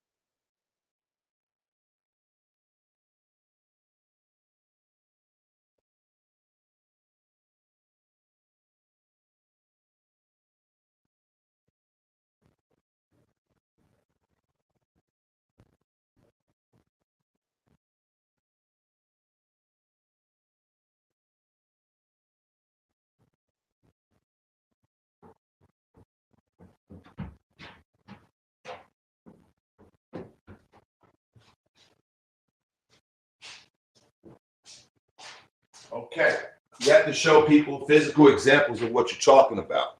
Now I want to show you this. What you have to do, right, is go to your county board and get an application for assumed name registration, right? You get it and you fill it out. The name of the business is you. On this form, assumed name registration. The name of the business is you, because they've already created a corporation in your name. The place of business where you're doing it is your address. Okay? The nature of the business you're doing, property management, because you're managing your shit. You're managing you. You own you. Property management is the nature of your business. Location of business, where you live. Name of business, you. Take $5 go to a notary public, get it notarized, right? Oh, getting it notarized only costs $1. Get a $5 money order, put it with this, send it to the county clerk.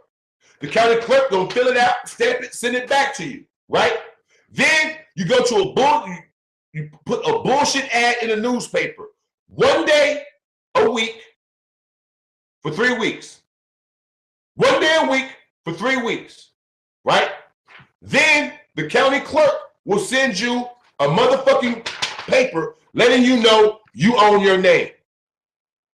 So when the courts fuck with you, the state versus Lee Owens. Who has jurisdiction over Lee Owens? I do. I own the name Lee Owens. What's this going on? I didn't sign no contracts with y'all. Case dismissed. I hope y'all heard that because I'm not going to repeat it.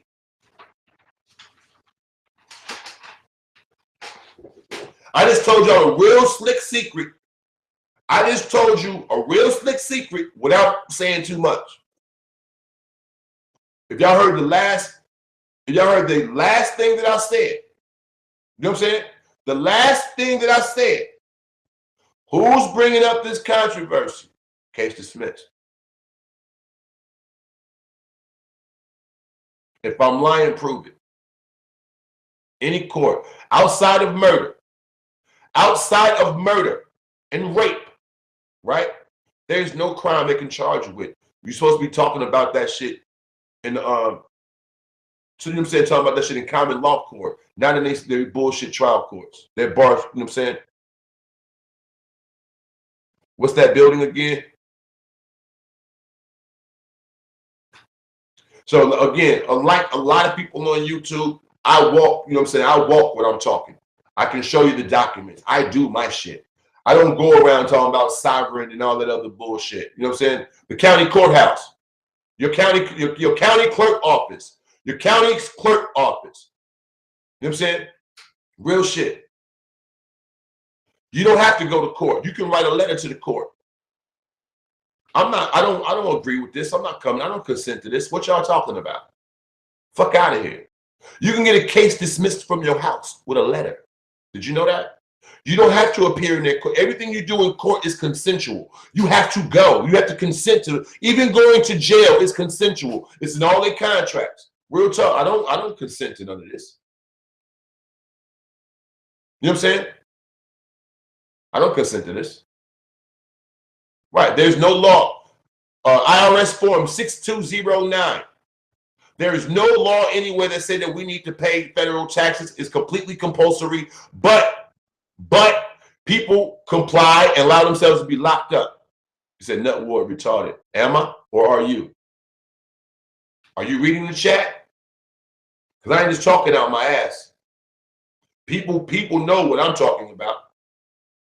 No, Kendrick, don't time them out. Knock them out. You know what I'm saying? We're not playing. They don't get passes no more. You disrespect the show, ride out. Bye-bye. We'll talk to you laters.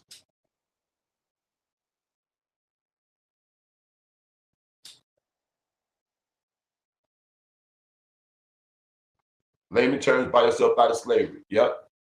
I swear to God, that was the best little $20 I ever spent. Say, okay, Becky trying to drop bombs. Let me run with it. When you're in the court, they ask you a question. First thing you say, are you trying to bind me to a contract? No, because if you respond, that's, you know what I'm saying? That's not right, Becky. That's not right, Becky. Because if you say that, if you respond that way, if they say something to you and you respond with a question, right? You have, when you respond with a question, you're caught up with the adjoinder. When they start talking to you, you have to cut them off and tell them what you're there for. You do not acknowledge what they're talking about. As soon as you acknowledge what they're talking about, they got you. So-and-so. Are you trying to bind me to a contract? That's acknowledgement of what they're talking about. That's instant motherfucking jurisdiction. No. So-and-so. I'm here to dissolve the situation, blah, blah, blah, blah, blah. You cannot acknowledge anything they're talking about. As soon as you do, they got you by a joinder. Real talk. You have to, even when they call your name, Lee Owens. Hey, look, I'm here to do so-and-so. Are you Lee Owens? No, I'm the owner of the name, so I want to know why you're calling it. Case dismissed.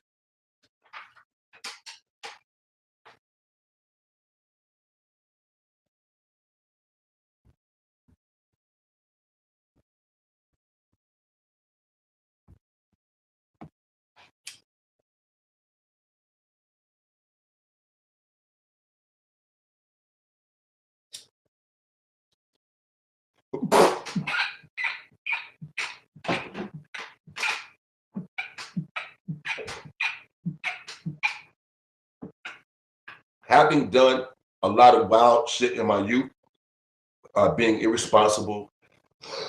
Like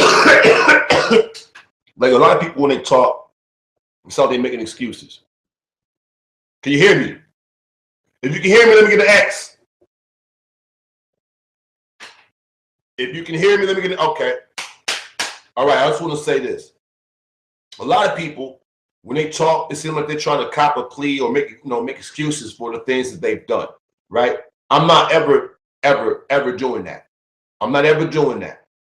I am probably, a lot of you guys, you know what I'm saying, when I was younger, I would be your fucking nightmare. Like real talk, I was the nightmare. I was the cat that you have to worry about taking the rims off your car. I was the cat, if you was cashing your check and I saw you putting your money in your pocket, I was the dude, you know what I'm saying, you would be afraid to have walking behind you when you walked up out of the check cashing place or your bank or what have you, right? I used to be a fucking nightmare, right? The reason why I was doing all of that shit was irresponsibility, immaturity, and hatred for myself and laziness. That's just the best way to fucking say it.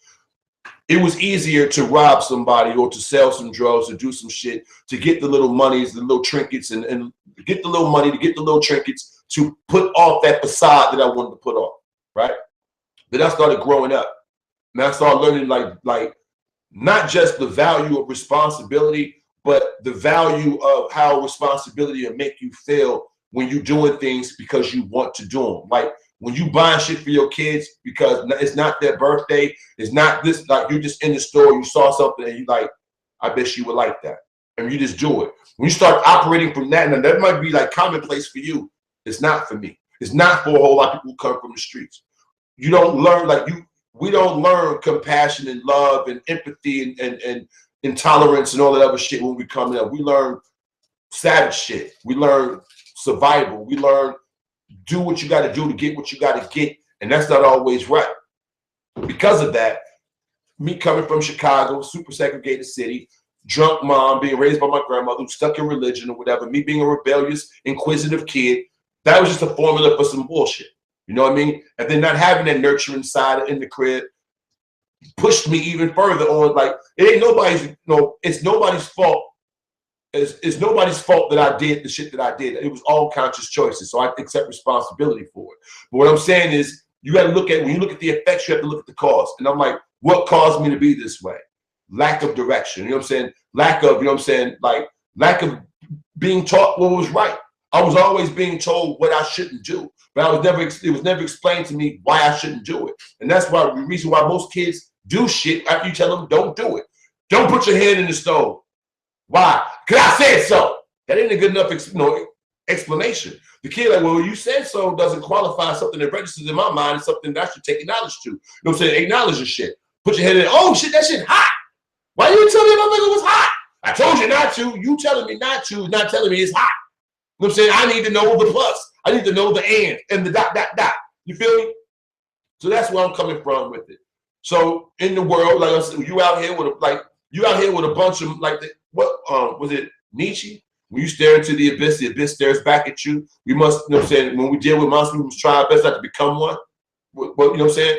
What you must, to fight with monsters and demons, you gotta become one, but you gotta make sure that the shit don't fucking overtake you and shit. Same, but it's like there's no way to do it. There's no way to not be corrupted by the world that you're dealing with. So when you out there in that dark side of the world and start doing that dark side of the world shit, you're gonna get a dark side of the world in you.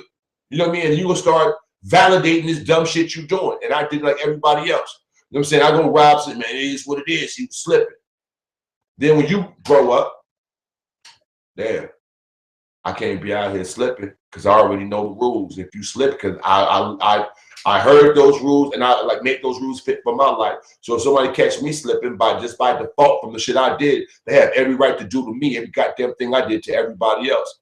Like I said before, what's a thief's biggest fear? Being stolen from.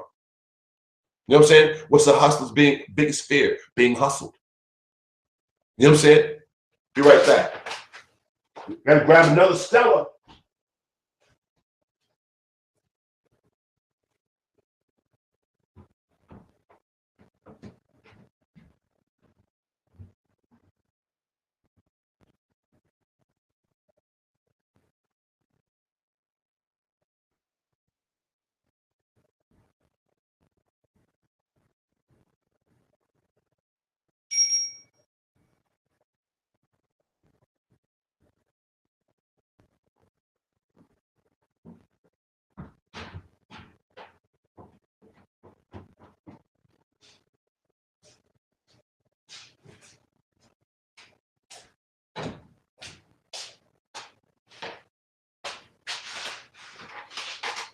Oh, another thing.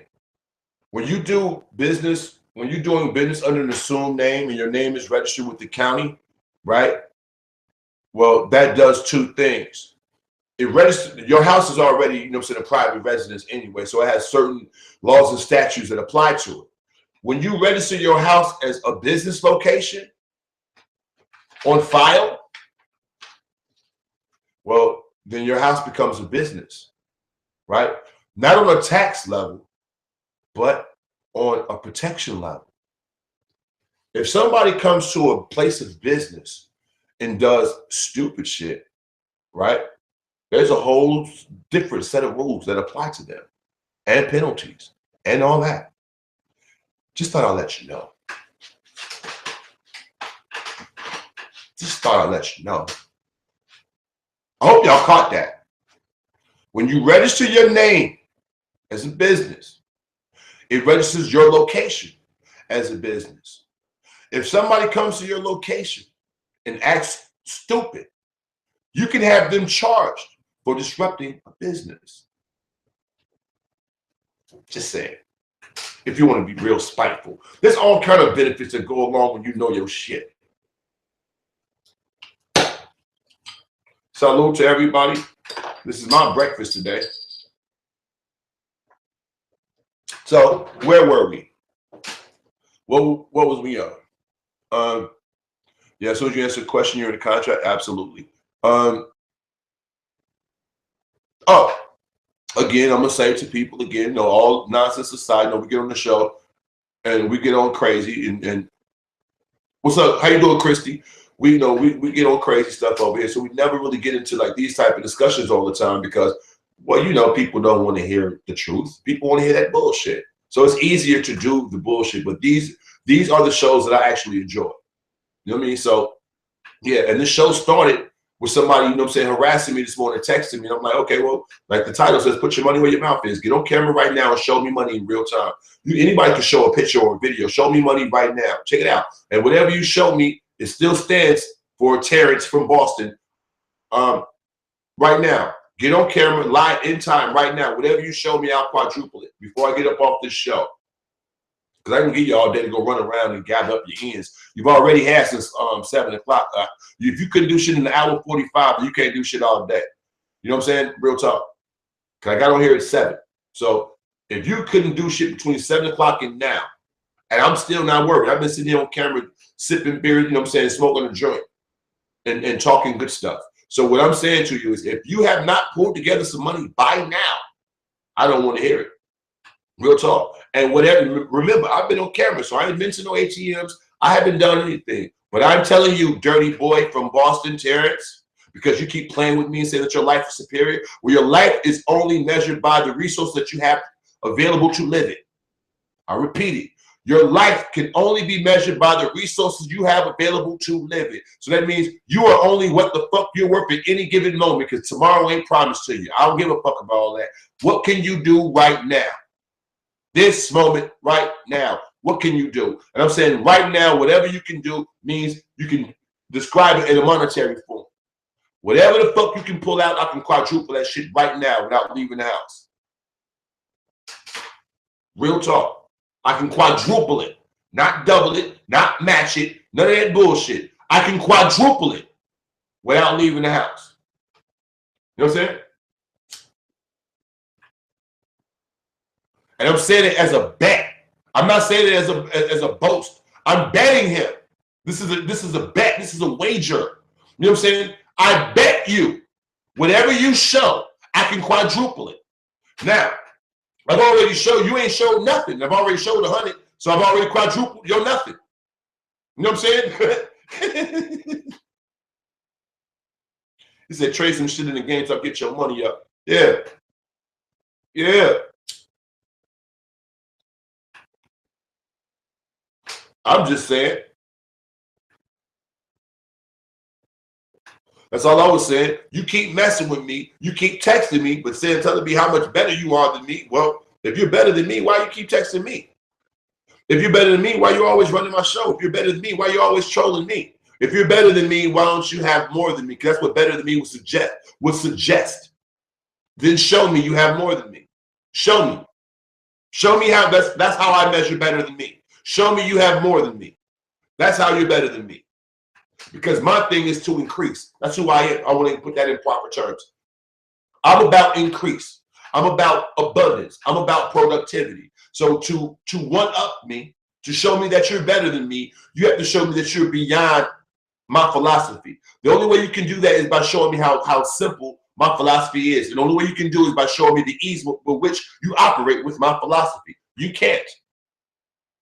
Was that a good breakdown? I'm like, damn, that was dope the way you broke it. That was a dope breakdown. So that's it.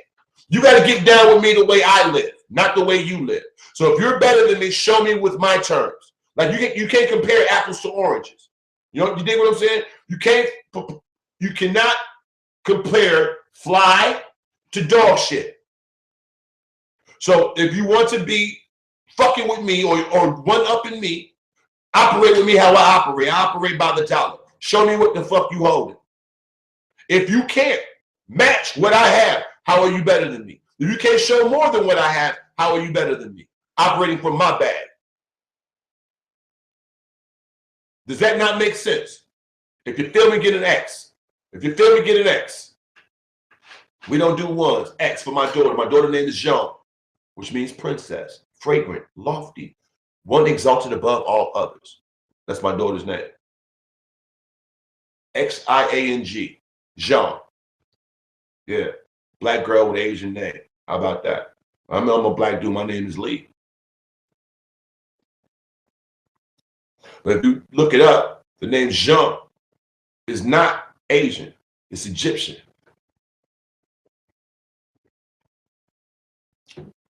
Asia, if everybody know history or whatever, Asia was directly, you know what I'm saying, the first emperors of Asia was black. Buddha was black. You know what I'm saying? The first motherfucking ninjas and the first samurai were black. You know what I'm saying? We taught them their culture. Real talk. Black, that's why they call it the Asiatic black man. We taught them, you know what I'm saying, their whole motherfucking culture. The Moors, we was traveling and all that. We taught them their shit. Morocco, whatever, Moors. Yeah. The real, I'm telling you, the real, you know what I'm saying, ninjas, the real samurai, the real emperors were black. You know what I'm saying? They worship the Nagas, the black snakes. You know what I'm saying? Y'all better, boy, don't get me started up in here. Don't get, you know what I'm saying? Don't get me started. You know what I'm saying? Shiva, you know what I'm saying, was black. Y'all better, boy, you better read some. You better read some. Stop watching these videos. Stop watching these videos. Better go do you some research. Like real talk. So like that's why I laugh at these little kids. Like, you trolling me? I can beat you in the head all day, little boy. You know what I'm saying? I can beat you in the head all day. Don't do that. Don't do that. Don't do that. Don't do that. That ain't cute. And you know when you be telling them, don't do that. Don't do that. Don't do that. Don't do that. Don't do that. Gotta keep saying it over and over and shit. Yeah, that's how I feel. Like, stop. Stop. Just because I wear a t-shirt and a baseball hat, I am not like you. Although I may look like you or people that you know, I'm not like you. This is what I'm comfortable in. Because when I walk out the door, usually I got on a collar. You know what I'm saying? I got on a button up. and I might have on a baseball hat, like y'all, you know what I'm saying? I might have on a hat or whatever, or I might be bald, or I might have on my Kango. You know what I'm saying? Or another one of my baseball hats. You know what I'm saying? It's real easy. Throw on my little shit and just. But I'm not you. I'm not like you. I'm completely different. I'm a different breed of animal. You know what I'm saying? Right. Listen, all you gotta do is go look at all the black fucking sculptures. I mean, I'm sorry. Go look at all the old sculptures and just look at it. You don't gotta do no extra squinting and just look at it and tell me who they look like. Tell me them old sculptures you see, them like motherfuckers you see in the liquor store on the corner and all that. Like, I know a motherfucker look just like that nigga. You know what I'm saying? Real talk. Tell me you ain't seen some Cambodian or some Venezuelan or some Vietnamese people, little Asian motherfuckers be dark skinned, like one of your cousins, like that little fat little man, like one of my uncles. You see a dark skinned Cuban look like you. Yeah, we're everywhere. Yeah, they just taught you all this classism, this divided bullshit. You know what I'm saying? We're everywhere. We're everywhere. It's more people in the world that look like this than it is anything else. Real shit.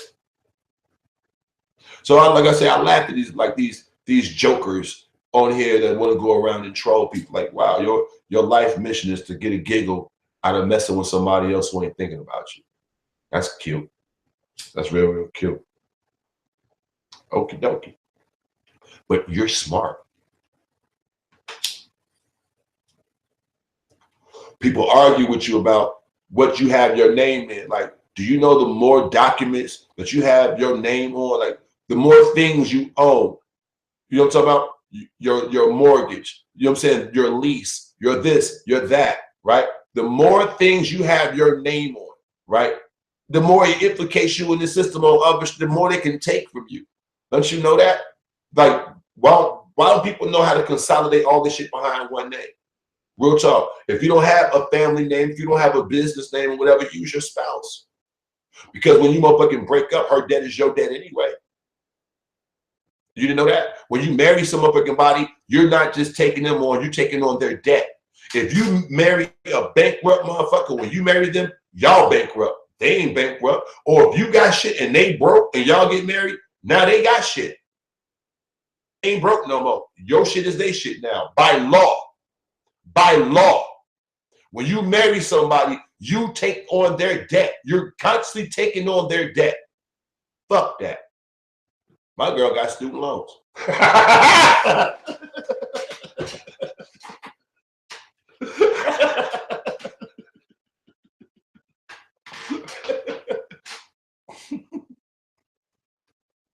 Shit, she 120 in the rears. She getting the motherfucking doctorate. Shit, why you think we've been together 20 years?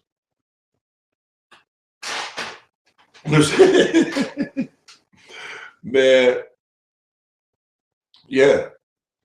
So man, you better know what you're doing. You better know what you're doing. You know what I'm saying? Y'all playing games in the world. I looked up on so and so, I couldn't find your name. Yeah, fancy that. Yeah, you're right. You're right. You didn't. You absolutely motherfucking right. You didn't. And you not gonna. Real shit. They lucky to get my name on a goddamn license plate. You know what I'm saying? They lucky to get that shit. And I'm talking about they got that because I had to switch some plates from another state. I had some plates from California. I didn't even switch them motherfuckers to Illinois. I switched them to Vermont. You know what I'm saying? And I had to do that shit. Basically give them some information so they would switch it over. Because California's like driving laws and taxation for vehicles is insane. No, hold on, get that shit the fuck up out of there. That's where the car came from. It came from California. For people that don't know what I'm talking about, I got a car from a family member. I restored it or whatever. The car had been sitting in the garage for like from 94 to now. It's like 20 something years. So 27 years or whatever. So I restored the car and all of that. And it hadn't been registered since 94. So I had to go through this crazy ass, you know what I'm saying, thing to get the registration. California's trying to charge me mad money. So I just transferred the place from California to another state. Fuck your taxes. Fuck what you talking about. Went from one end of the country to the other end of the country, Vermont. Because Vermont got the most lenient, you know what I'm saying, taxation and registration rules. So send them to them, get my plates, put them on the car, they legal.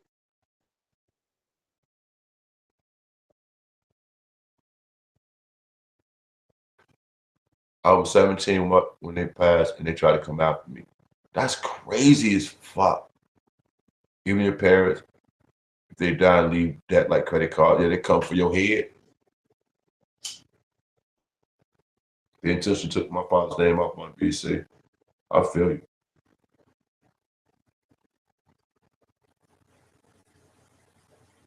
I feel you. One of the best things my mom did, like that's what put me on this when I figured out what she was doing. My mom never put my name on the birth certificate. My birth certificate, well, I've showed it on camera a few times. My birth certificate is blank. There's no name on my birth certificate. I don't exist as far as their world goes. I don't exist. You know what I'm saying? So that my mom was like did some ill shit for me, like without knowing. You know what I'm saying? Without fucking knowing. Like just because her irresponsibility, you know what I'm saying, gave me, you know what I'm saying, this security.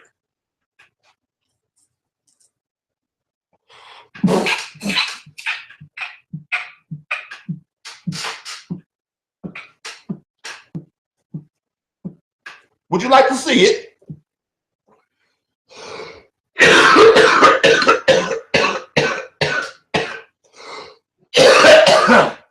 Y'all want to see it? Let me get an X. If you want to see it, put an X up. I'll go grab it and show it to you. I'll show you an actual birth certificate with no first name on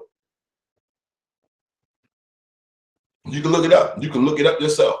I have no first name. My first name is LeBrandon, but as far as my family go, you know what I'm saying? But as far as the world go, I don't have a first name. That's why I always say to everybody, I'm nobody. People think it's a joke or they think it's some self-deprecating humor. I always say to them, I'm nobody. Who are you? I'm nobody. Just like you. I ain't nobody. You know what I'm saying? For real. I'm nobody. You ain't nobody. Get it? I'm nobody. You ain't nobody. So because of that, I maneuver a little bit different than the average person. Again, my mom did not tell me she loved me till I was 43. My mom never showed me no physical fucking displays of affection. Real talk. My mom hugged me. The last time I remember my mom hugging me was when I was 43 before I went to motherfucking Phoenix. You know what I'm saying? Real shit. Growing up, never put her arm around me, never kissed me, never told me she loved me, never got me a birthday card, never got me a birthday gift. Ever. Ever. Listen to what I'm saying to you. Ever. Ever. You talking about my daughter XO? Yeah, hugs and kisses. I love my daughter. She was coming. I wanted her name to have meaning. You know what I'm saying? Real talk. Even in numerology, count the letters of her name. 5 and 5 is 10. Put it together. Everything I did, you know what I'm saying? Everything I did with my kids was on the same shit my mom did with me. Let me grab this.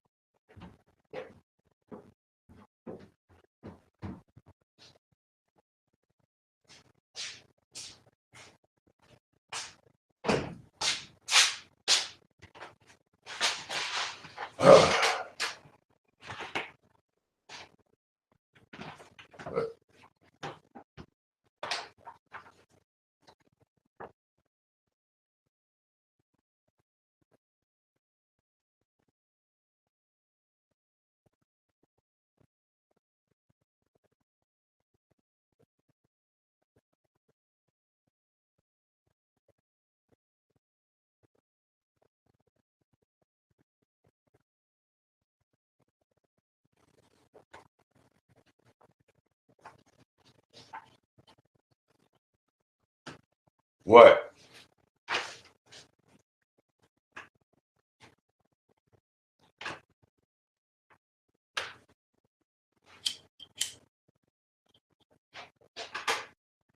I don't have a first name.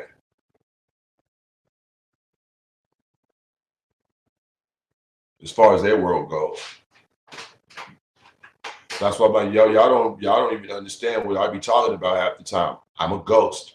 You know, I can disappear. They can't track me if I don't want them to. But that's the dopest doc I've seen in years. You know what I'm saying? Real shit.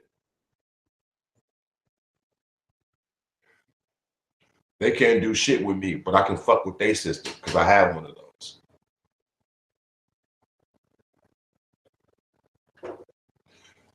Don't kick him out yet. Bus car, pay attention. I'm going to show you one more time. Look at it.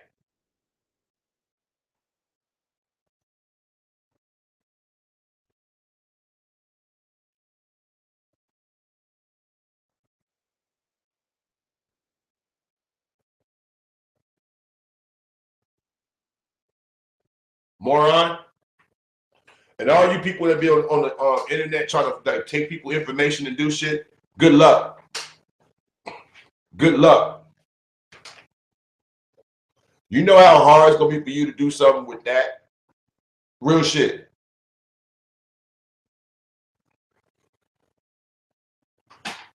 He probably still don't get it with his slow ass, but it's okay though. You know what I'm saying? We're going to pray for him.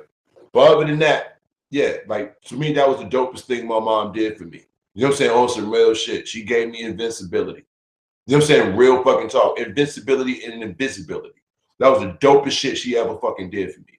That and not showing me and not connecting to me emotionally. Like it sounds brutal, but on a real level, now that I'm older, I am so glad my mom was a fucking drunk, distant, cold-hearted, standoffish, contrary, argumentative, angry woman. I am so fucking glad. You know what I'm saying? I promise to God, I am so glad because I do not have the same issues a lot of these dudes do. I don't walk around trying to measure myself by my dick.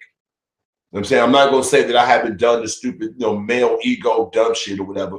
But once I start looking for enlightenment and my inner spiritual creaminess on some real shit, yo, all that, you know what I'm saying? Especially when you start getting into tantric sex and you start learning shit. Like when I was like read the Kama Sutra and I was like, men can have multiple orgasms. Huh? And I started getting, that shit is what really some being on some freaky shit will send you to a whole nother level. Like people, everybody gets, people who become truthers or conscious or aware or awake, it always starts in the most craziest spot. You know what I'm saying? Like, have y'all ever noticed that when you start learning this shit, it always starts in the most obscure, it always starts with the most obscure topic.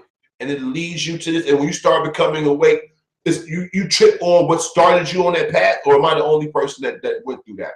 Because I promise to God, when I really started trying to find out what was going on in the world, I was having an argument with somebody about Martin Luther King. You know what I'm saying? I remember the shit like it was yesterday, like 93, having an argument with a motherfucker about Martin Luther, because I like everybody else, I thought Martin Luther King was that dude and this and that or whatever. And dude was like, yo, dude was a fucking homo. Dude was being funded by this. Dude did this. Dude did that. Blah, blah, blah.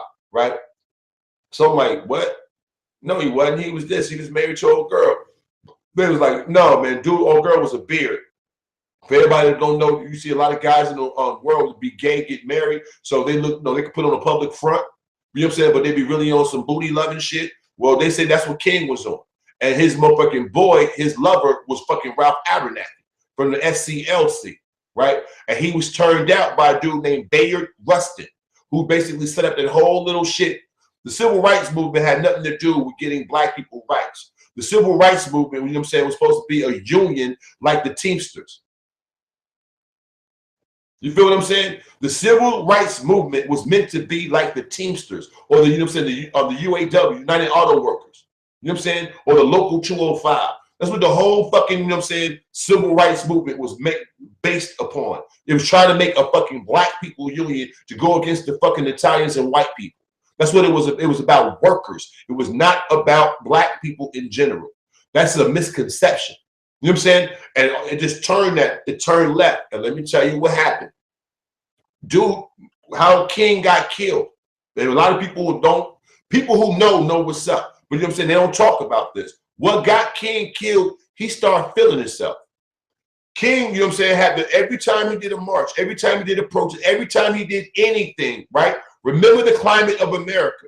He had to get a presidential fucking pardon to do it. He had to get presidential permission to do what he was doing because it was such an incendiary and inflammatory goddamn stance he was taking. He had to have a green light from LBJ every time he did what he did.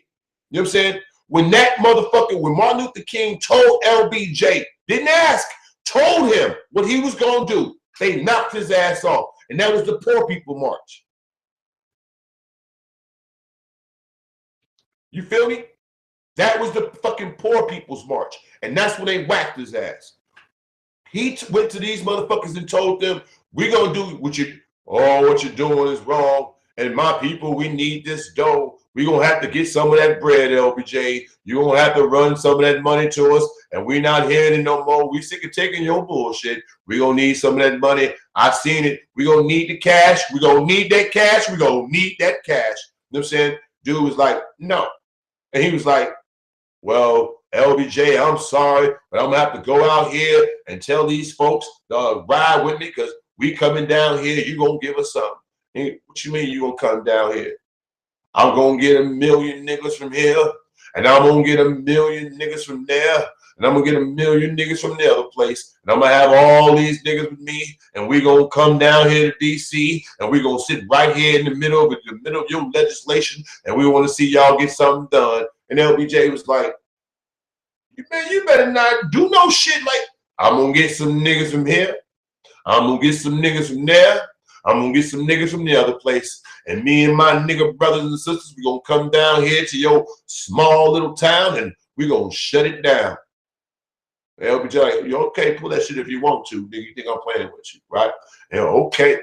And he went up to like, my brothers and sisters, we need to get together. We're going to go out here. We're going to make them redistribute the wealth. Wah, wah, wah, wah.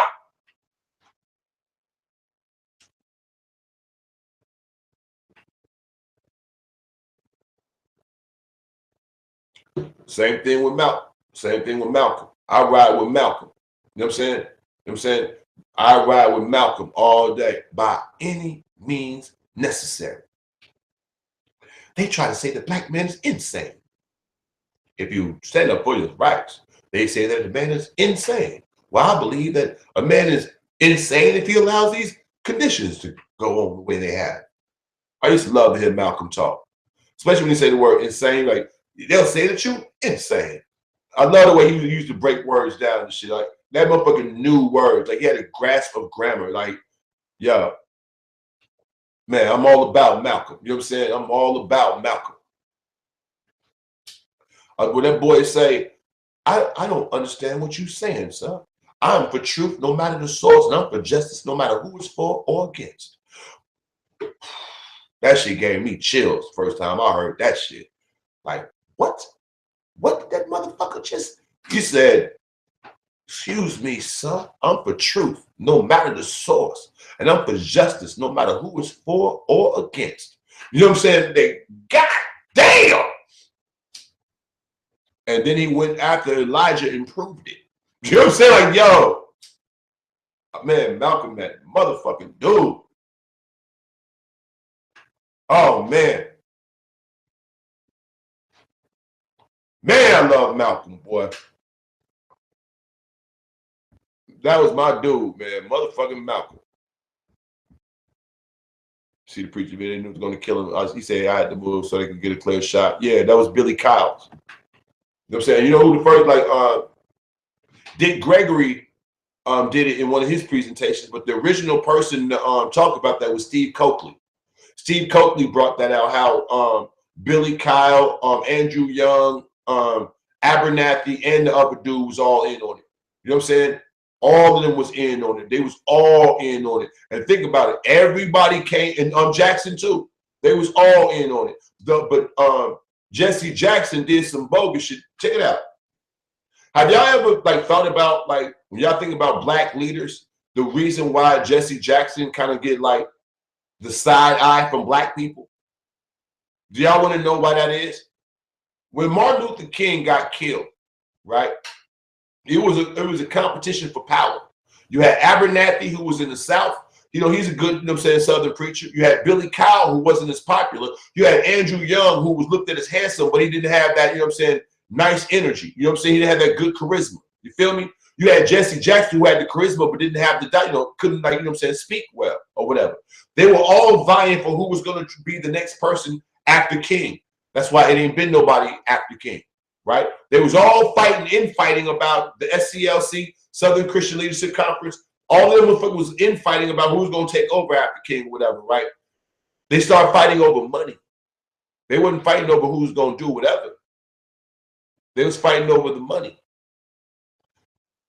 Read up on this. It's something called Operation Breadbasket. Jesse Jackson stole from these niggas and came up to Chicago and started his own shit because he was going to just beat a man because he put himself in the national spotlight covered in King's blood. He died in my arms and that bullshit. You feel me? He came up here and started the shit called Operation Breadbasket, right? And he stole this dough from these cats, you know what I'm saying, down south or whatever. Abernathy and all them cats came up here to confront him about that, right? Check this shit out. Look this up and see if I'm lying. Jesse Jackson stole this money from them, came to Chicago and posted up. These dudes from down south came to Chicago, met him at a hotel, you know what I'm saying, to talk it out because he ran up with their bread and wasn't paying them back, right? Jesse Jackson had the hotel surrounded by Chicago gang members and had signs and guns. Don't mess with Jesse. That's why they call him Messy Jesse. Don't mess with Jesse. Made them boys leave, and they ain't got in contact with his ass no more. After that, he started Operation Push and the and Rainbow Coalition, and then that's when you see him doing his political moves and all of that.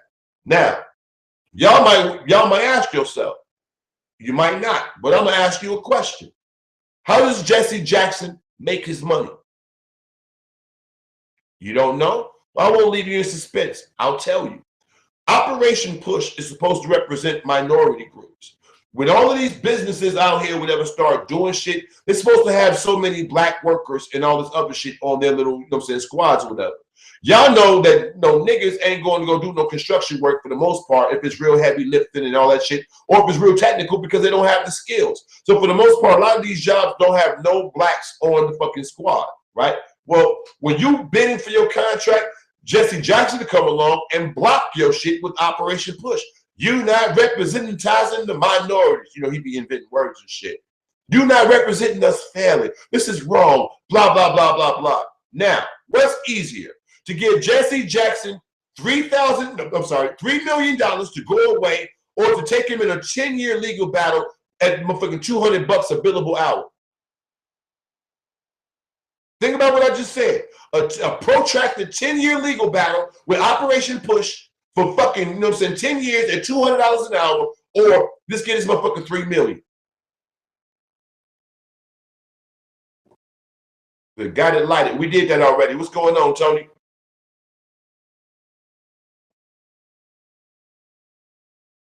That's how Jesse gets his dough. And he don't do shit for black people. Look it up. He don't do shit for black people. Every now and then, he'll go out and do a motherfucking sermon and all that, but everything he does is political.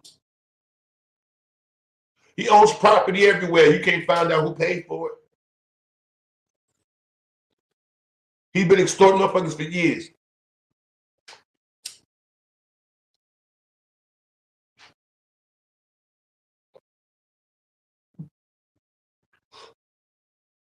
Real shit.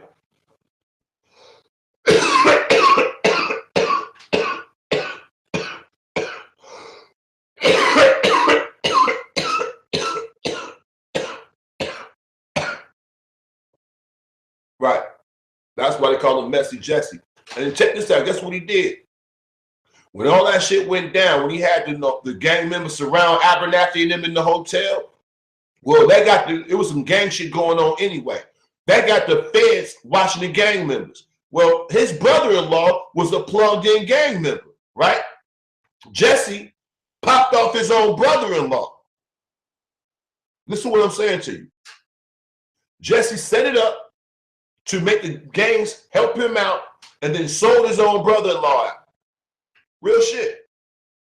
Jesse ain't playing with these motherfuckers. He's a phony, transparent motherfucker. And Jesse's a real OG. Yeah, Jesse was real gangster with it. I am somebody. No, you're not, Jesse. Why don't you sit down and stop talking? Don't nobody want to hear you talking, Jesse. Up with hope, down with dope. I am somebody. I don't know why you coming here with all that bullshit you be talking, Jesse. Don't nobody listen to you. You invent words. The other day I heard you say you was gonna go joggatize. What is joggatizing, Jesse? I don't know why you brothers coming here making up words. You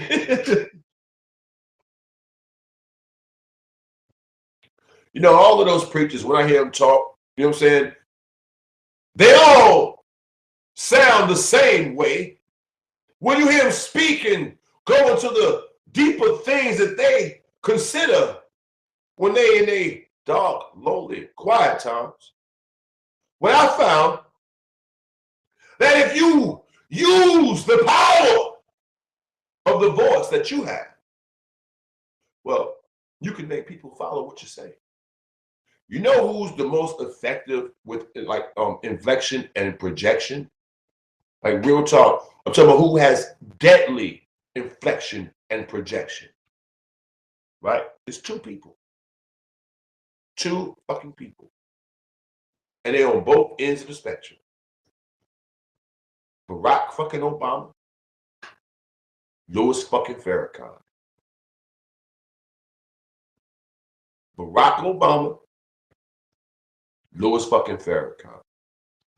If those two motherfuckers don't have a command, fuck language, a command of their vocal powers, nobody does. Barack Obama, Louis Farrakhan. I defy you and I challenge you to tell me better public speakers, more fiery public speakers. I'm talking about, tell me people who can get a crowd more fuck wound up than those two dudes.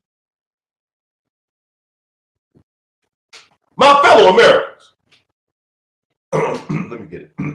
My fellow Americans, I want you guys to know that me and Michelle and I, Sasha and Melia, at the end of our administration, we're going to go back to Chicago.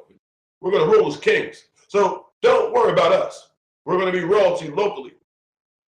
My boy, the mayor out there, shout out Rob Emanuel. He used to be my chief of staff, sent him out there to get things together.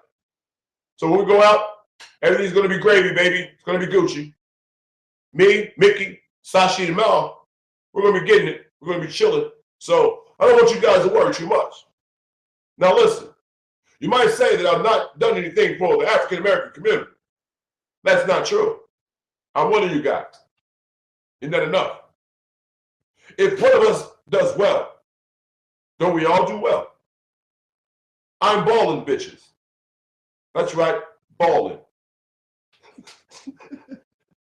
But also, really, like, his cadence is sick.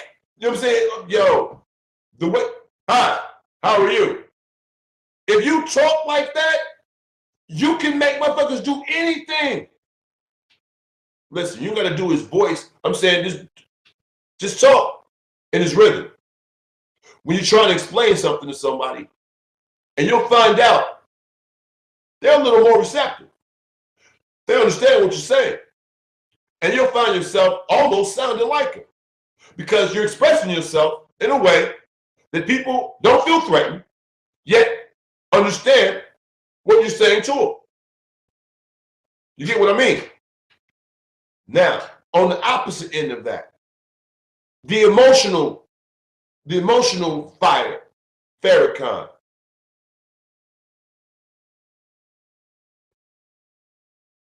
I don't know why my brothers refuse to read books They take the time to do things that are not beneficial or practical to their life. Yet, they seek knowledge, they say. I say, if you want knowledge, well, you have to look for it. Knowledge is that elusive gem that we all would like to find, but very few find themselves stumbling upon it. In the Quran, the great prophet Muhammad told us that, tell me how he does. Tell me I don't got his cadence perfectly. Yeah, I promise to God, like I could mix those two together. Yeah. You know what I'm saying? I can mix those two together. Like I can public speak my ass off already. But I'm like, yo, I'm doing it now. You know what I'm saying? Like, yo, but on some, my brother, you got to kill them with, you know what I'm saying, with the gentle entrance. And then to start breathing fire on them when they come out of it. You know what I'm saying? Hit them with the gentle ebb and flow. Yeah. You can talk about it like, give an example. Good morning, people. Today, I decided that I would share my thoughts on comic books and, well, secret societies and occult knowledge and governmental practices. As I was doing that, I decided that I would roll a fatty and blow one for the pole one, wake and bake as it were, while having me a Stella Artois. Tasty beverage, delicious libation. My brothers will say, it's early in the morning. Why are you having a Stella? Well, if you were at church this morning, would you not have communion if you were part of that tradition? If having communion, don't you have a sip of wine? Are you concerned with the time when you having your wine with your communion? Or is it different because you're drinking the blood of Christ, as they told you? How do you know that I haven't blessed this bottle? Ain't that how you do it? But you say you want to know?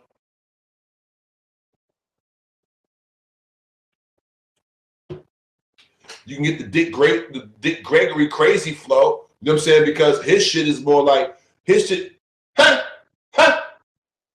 Now, I try to tell y'all, you got to pay attention to what's going on. You want to know things that you really don't want to know. It's right there in your face. I try to tell niggas all the time, look around, but you ain't seeing. You know what I mean? Yeah.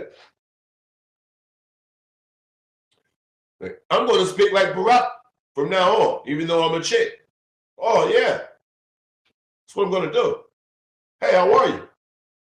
Cool. I really don't give a fuck, but I thought it would be better if I asked you.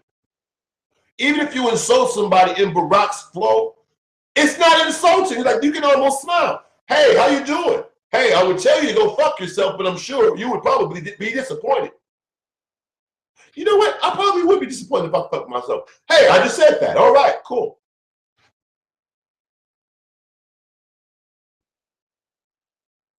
Body language matching the whole nine, building serious rapport. Right. Hey, just you let shit in it. Hey, how you doing? Hey, man, I came over here before to grab a dub, and well, my sack was kind of short. That's not cool because I spend with you all the time. Is it better to just get that little 20, or do you want to keep a return customer? So are you going to fix it or not? We can keep it cool, or do you want to get on some gangster shit? Oh, nigga, hold on. Let me get your bag, man. Thanks, man. I thought you might see it my way. Hey, what's going on? James Gordon, how are you? Right now, we're going to get 10 on pump 4. You know, I swear to God. You can walk in this store. Hey, how are you? You don't look that bright, but I want you to put this 10 on pump 4, okay? Have a great day. Thank you, sir. Real shit. Don't worry. I can see Obama say, check it out. The reason why I said that, I knew I knew when Obama was leaving motherfucking office, he was gonna go on some motherfucking like, that's when he was gonna start hollering at black people, right? That dude got a special coming up on BET. I lost my mind. When I saw the advertisement, the ad for that shit, I lost my motherfucking mind. Thank you, Babs. The shit was called the Obama Say Thank You on BET. I'm like, not CNN, not Fox, not it. The Obamas Say Thank You on BET. If that ain't, that shit blew my mind. I'm not even going, that shit blew my mind. Like, you ain't did shit for the black folks. And essentially, you about to walk in front of black people and grab your crotch. That's what that shit represents to me. You might be like, Styles, that's a bit extreme. Let me explain. He got in by rocking the vote. Black people believe that they put him in there exclusively, but everybody loved this motherfucker. But since he's black, everybody black feels something entitled. Everybody black expecting something especially personal for black people. He gonna do something for black people because he understands what it means to be black. But what's going on, Mel B? But he ain't did shit like that. Monique Webster, good morning. Welcome back. Check this out, right? He didn't do shit for black people on a general scheme. The things that he might have done for black people, you're going to see the effects down the line. Every president, you don't really feel the administration until like 2 or 3 years and they're out of office. We've been in the effects of what Bush did for like the last 8 years. Y'all think we've been under Obama. Obama shit is what we about to see what's about to happen. Check this out, right? He ain't did shit for the black community. He ain't really addressed the black community in 8 years. At the end of his administration, he gonna get on the most ratchet shit ever. What's up, Dwayne? He gonna get on the most ratchet network ever and say thank you on some ghetto shit and dig this here. I'm like, if this nigga ain't the slickest motherfucker in the world, like, he ain't fucked with niggas this entire time.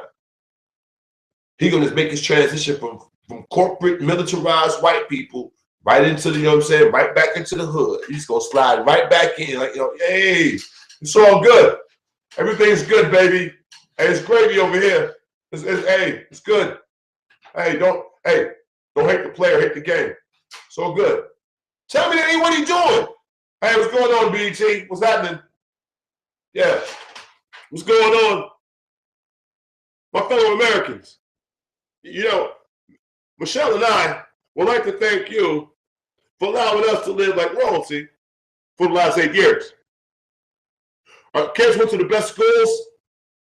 We had the best foods. It's been awesome. Tell me that ain't what he doing. Tell me that ain't what he doing. He just, it's all good. I've had a ball being president, and I don't care what you say. It's fucked up what happened to Biggie and Tupac. You're like, man, real shit. Real. Tell me they're just sitting there holding his dick, and you're like, yeah, it's what it is. What? What you gonna do, bitch? Barack Obese around this piece. What you gonna do? You know what I'm saying? I run shit here. You just live here. Imagine Barack Obama, you know what I'm saying, like, you know what I'm saying, talking like, Denzel in Training Day. Oh, you bitch made, disloyal bitch made punk. All putting cases on all you bitches. I run shit here. You just live here. Barack Obese, bitch. King Kong ain't got shit on me.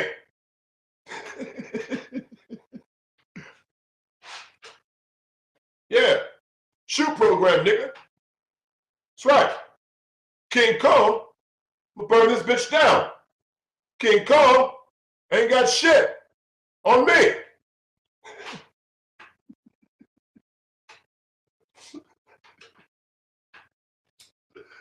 Oh, shit. That shit would be bad. Was he holding his dick for real? No, I'm saying figuratively. Figuratively. Metaphorically, he was doing a cock grab. He ain't did shit for black people. He about to do a special on BET. Thank you for the last 8 years. Are you serious? Like I said, I'm pretty silly. I'm like, I promise I was mopping the floor. The shit came on. I paused mid-swing, like.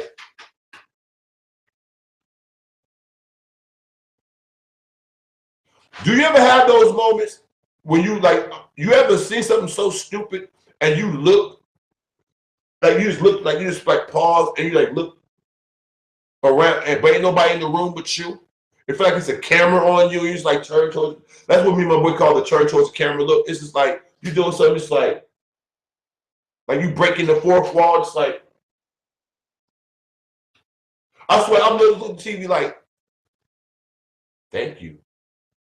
Wow, you just gonna come just hold your dick in front of the entire world. Like, fuck your life. Like, for real? Wow. Fucking wow. You know what I'm saying? It's all like, wow, fucking wow, period. You know what I'm saying? That should be a meme. Wow, fucking wow, period. That's all I can feel. Like, I'm gonna put that shit on a t-shirt. I promise you God. Wow, fucking wow. That's all I can fucking think. Like, the nerve of this bastard. It never stops. You know, like that shit had me bugging out. Like, okie dokie. And people gonna eat that shit up. I'm like, he gonna transition. Right. The area he lives in, Chicago, they basically, you can't even walk down that block now because Secret Service or whatever. He come back to Chicago, he's about to own Rahm Emanuel out here fucking up left and right. I don't know if a president can come and be like, I don't know if you would want to be a mayor after being a president, but if you could run or if you could still run for public office after you've been president, I don't know. Somebody to correct. I don't know that part of civil law. Like that's like really stupid to me too. But if you could like, yeah, that's the highest office in the land. Yeah, but I'm like, okay, so what if you don't want to leave public service? You can't hold another position no more. Well, they're going to the private sector. Well, does that mean that you have to, or can you take another public office? What I'm saying is, what you know what I'm saying? What if he left there, come back to his town, and runs this motherfucker? Remember, when Clinton and them left, you know what I'm saying, the White House, they didn't go the fuck back to Arkansas. They went to New York. They don't run New York. If they went to Arkansas, they would have ran that motherfucker. You feel what I'm saying? Bush, goofy ass, ain't from Texas, but he lived there. When he motherfucking like got out of office, he took his ass back to Texas. I'm pretty sure he running Crawford on some low key shit. You know what I'm saying? Oh, this is me. I'm just saying. I'm just saying. Trump speaking on 60 Minutes tonight. Wow. Fucking wow. That's going to be fucking phenomenal. That's going to be, I swear to God, clickbait and comedic gold. You know what I'm saying? I won because I'm better. She sucks. She's fucking sucked. She never had a chance. I had more money. I'm a better candidate. Yeah. She's a disgusting woman. She sucks. She's awful. She's fired. Yeah. I'm glad I can't do Trump. I don't ever want to do Trump. Trump makes you laugh. Yeah, he'll be facing a firing squad. I told people yesterday, y'all should be happy. Everybody should be happy Trump won. Everybody who got something to say about black people.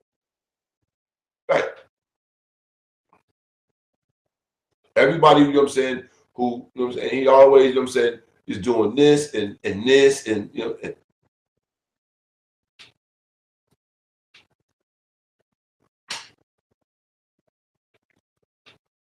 Wait. No, she's an ugly woman. So yeah. But yeah, y'all should be happy Trump won. Like let's keep it all the way real right now for a second. Right? Just check it out. Check it out. Every disparaging remark that you can make about black people, you should be happy that Trump won. For example, black people, right, always say, nigga, you need to get a job. Nigga, you need to get a job, nigga. You need to get a job, nigga. Well, with Trump ass in office, you're gonna have to get a job, nigga. For real. Things is about to get wild. That's the first thing. Second thing, right? You niggas don't never want to come together. Well, now you ain't got no choice because all of the closet racists are free now because they got one in office. So now they gonna see that as, I could call you a dirty, big lip, chicken eating, spirit chucking nigga if I want to. You know why? Because the guy in the White House feels the same way. Yeah! Confederate flags and white hoods for everyone. Real shit. Real shit. So I'm going to say this. You people should be happy because now you're going to really know what they think of you because they're not going to have no problem letting you know. Watch. At the job. What's wrong? I'm doing you wrong because you're black. Ha ha ha. Watch. Watch. People gonna play the race card. The race card is gonna be like the instruction card. You know what I'm saying? You know what I'm saying? The motherfucking the race card gonna be like the instruction pack that come in the pack of cards. You know what I'm saying? Like the race card ain't gonna be shit. Hey, that's discrimination. Yeah. Ha ha. Funny, ain't it? You know what I'm saying? You know what I'm saying? For real. They'll be like, hey man, that's racist. What's wrong? You mad, bro? Go Trump. Real shit. I can hear motherfuckers spitting tobacco, giggling all across the South right now. Look at those niggas run. Hey, Paul, shoot one in the streets. No. Hey, you know what, Paul? Paul, listen. Put your shotgun down. I know a better way. I know the best way to kill a nigger. Grab the phone. Man, I need to make a phone call. Grab the phone. Paul, grab the phone. No, that's the remote, Paul, the other one. Yeah, that one. Grab the phone. Call our killers. Call 911. Tell them there's a nigger out here. And let's sit back here and watch the fun. They're gonna kill him. You ain't been watching TV, Paul? Call them people and tell them we got a situation out here. We got a nigger in the street walking. Oh shit. I'd like to report a nigger walking. Where did you see this nigger walking? Right down my street. He right at the corner. He crossing the street now. And he got these real big earbuds. Those are those Beat by Dre headphones. They like those. They won't hear us coming. That's good thing. That's good information. Thank you. So, okay, we're on our way. We can trace your call. Okay, we got his location. Okay, thank you. You said he's walking. Black. You sure he's black? Is he black? Are you sure? Did he look like? You sure he's not just tan? You sure he's not a white guy with a dark tan? No, that's going around now. He's definitely black. Like the bottom of a shoe. Okay, cool. We're on our way. Thank you, sir. Real shit. Told you, Paul, they gonna knock his shit out.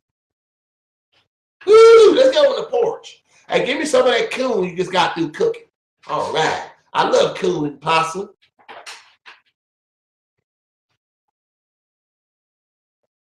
Would you go in there and get me some more of that tobacco? I'm sorry. Would you step and fetch me some? Hey, hold up, dude. What you just say to me? I was just joking. I was like, would you step and fetch? Or would I be step and fetch it for you? What's wrong? You mad, bro? You know, nigger, if you hit me, they got a place for you. We call it prison. You call it home. You want to go? You homesick, bro? Homesick, bro? Hey, man, fuck you. Kind of response I expect from a nigger. Like you motherfuckers really think like when they use that word, to me I be tripping like, y'all do realize that the reason why you call us niggers because you stupid motherfuckers couldn't pronounce Niger or Nigerian. You know that, right? Like that nigger came from that. They over there from the nigger. You mean from the Niger? What you think about the wall? We're gonna build the wall. I think that's stupid shit. I think that's stupid shit. But you should be happy that Trump's in office because he's trying to revitalize the auto industry and the steel mills in Pennsylvania. That's a business move. Real talk. Because he's doing that to offset the motherfucking debts in China and shit. Basically, he about to do some bullshit. What he about to do is like he's about to like basically renege on all America's debts. He's about to run America like his own private company. That's what he's about to do. Because that's all it is anyway. That's why he's a president. America's a corporation. You know what I'm saying? He's about to run this corporation like it's his own personal little, you know what I'm saying, toy box. Watch. He's a billionaire. How does he not think about making money? That's all he do is finagle and motherfucking rob people. That's all he does. That's all he wants to do. Now he has, you know what I'm saying, the strongest army on earth behind him to do it. Y'all don't see what it is? You should be happy that Trump is president. Do y'all think Blade Brown coming out of the closet that we're going to see a new generation of Black Panthers? No. Niggas are too cocky complacent, and motherfucking materialistic now to organize. What I think you're gonna see like little mobs. You're gonna see like little strong mob, like 5 to 10 people in a group, because it's too much infiltration and bullshit going on. So nobody trusts nobody. You're gonna see a bunch of little groups, and everybody gonna be cool with each other, but everybody gonna have their own little mobs, and you're gonna see them motherfuckers going at people. I don't believe it's going to be one collective. I don't think that we need one collective. Real shit. People say they haven't experienced except for business. You said America's a corporation, no doubt. Listen, America is a fucking business. He's a businessman. Perfect. You know what I'm saying? A successful businessman at that. Okay, cool. Well, I'm going to get in Detroit. I'm going to get in Pennsylvania. Okay, auto industry. That means you're going to put out a whole bunch of different model cars. We can't drive all them cars, so you can be pushing them shits overseas. Already, he going to flood the market with American products. Already see what it is. He going to flood the world with American products and shit on China. And basically, shit on our debt to them. Real talk. Since we owe so much money to China, he gonna basically flood the market with American products or whatever, so it oversteps, you know what I'm saying, Chinese shit or the demand for Chinese electronics. He gonna have America popping on get some American this, get some American this, and that's gonna basically get jobs for people, whatever, change economies in local, you know what I'm saying, jurisdictions or what have you, you know what I'm saying, and change basically make everybody receptive to whatever the fuck laws he's signing on the law. Same thing Clinton did. The same thing Clinton did. They give you 20 years of bullshit. They give you about, you know what I'm saying, 10 years of, you know what I'm saying, prosperity. They give you 40 years of bullshit. Remember, Civil War. World War II was basically for a decade. They felt the effects of that, right? When they came up out of that, you think they chilled for a little while? They chilled for 10 years. The very next war they got into was the Korean War. While the Korean War was going on in the motherfucking 50s, you know what I'm saying, MASH and all them shows you used to like to watch, right? When the damn Korean War was jumping up at the same time, you had the shit jumping off in Indochina, the war between Indochina and France. What did Indochina become when they won their fucking independence? Do you people read? Y'all heard Indochina before? Indochina was a disrespect for the place. The place became fucking Vietnam, Cambodia, and Laos. And they won the war. But check it out though. A lot of y'all think that, you know what I'm saying, the Vietnam War was in the 60s. The Vietnam War lasted for 20 years. It went from 1950 to 1976. You dig what I'm saying? And this motherfucker's still missing. Real shit. Look it up. The whole shit that was the Vietnam War started in the 50s and went to the 70s. And when America got involved, it was the late 60s. But the war had already been going on for the longest time. They was fucking France up. Real shit. Well, I'm a student of history. I enjoy things like that. Like seeing how, you know what I'm saying, these bullshit systems fall apart when the people come together.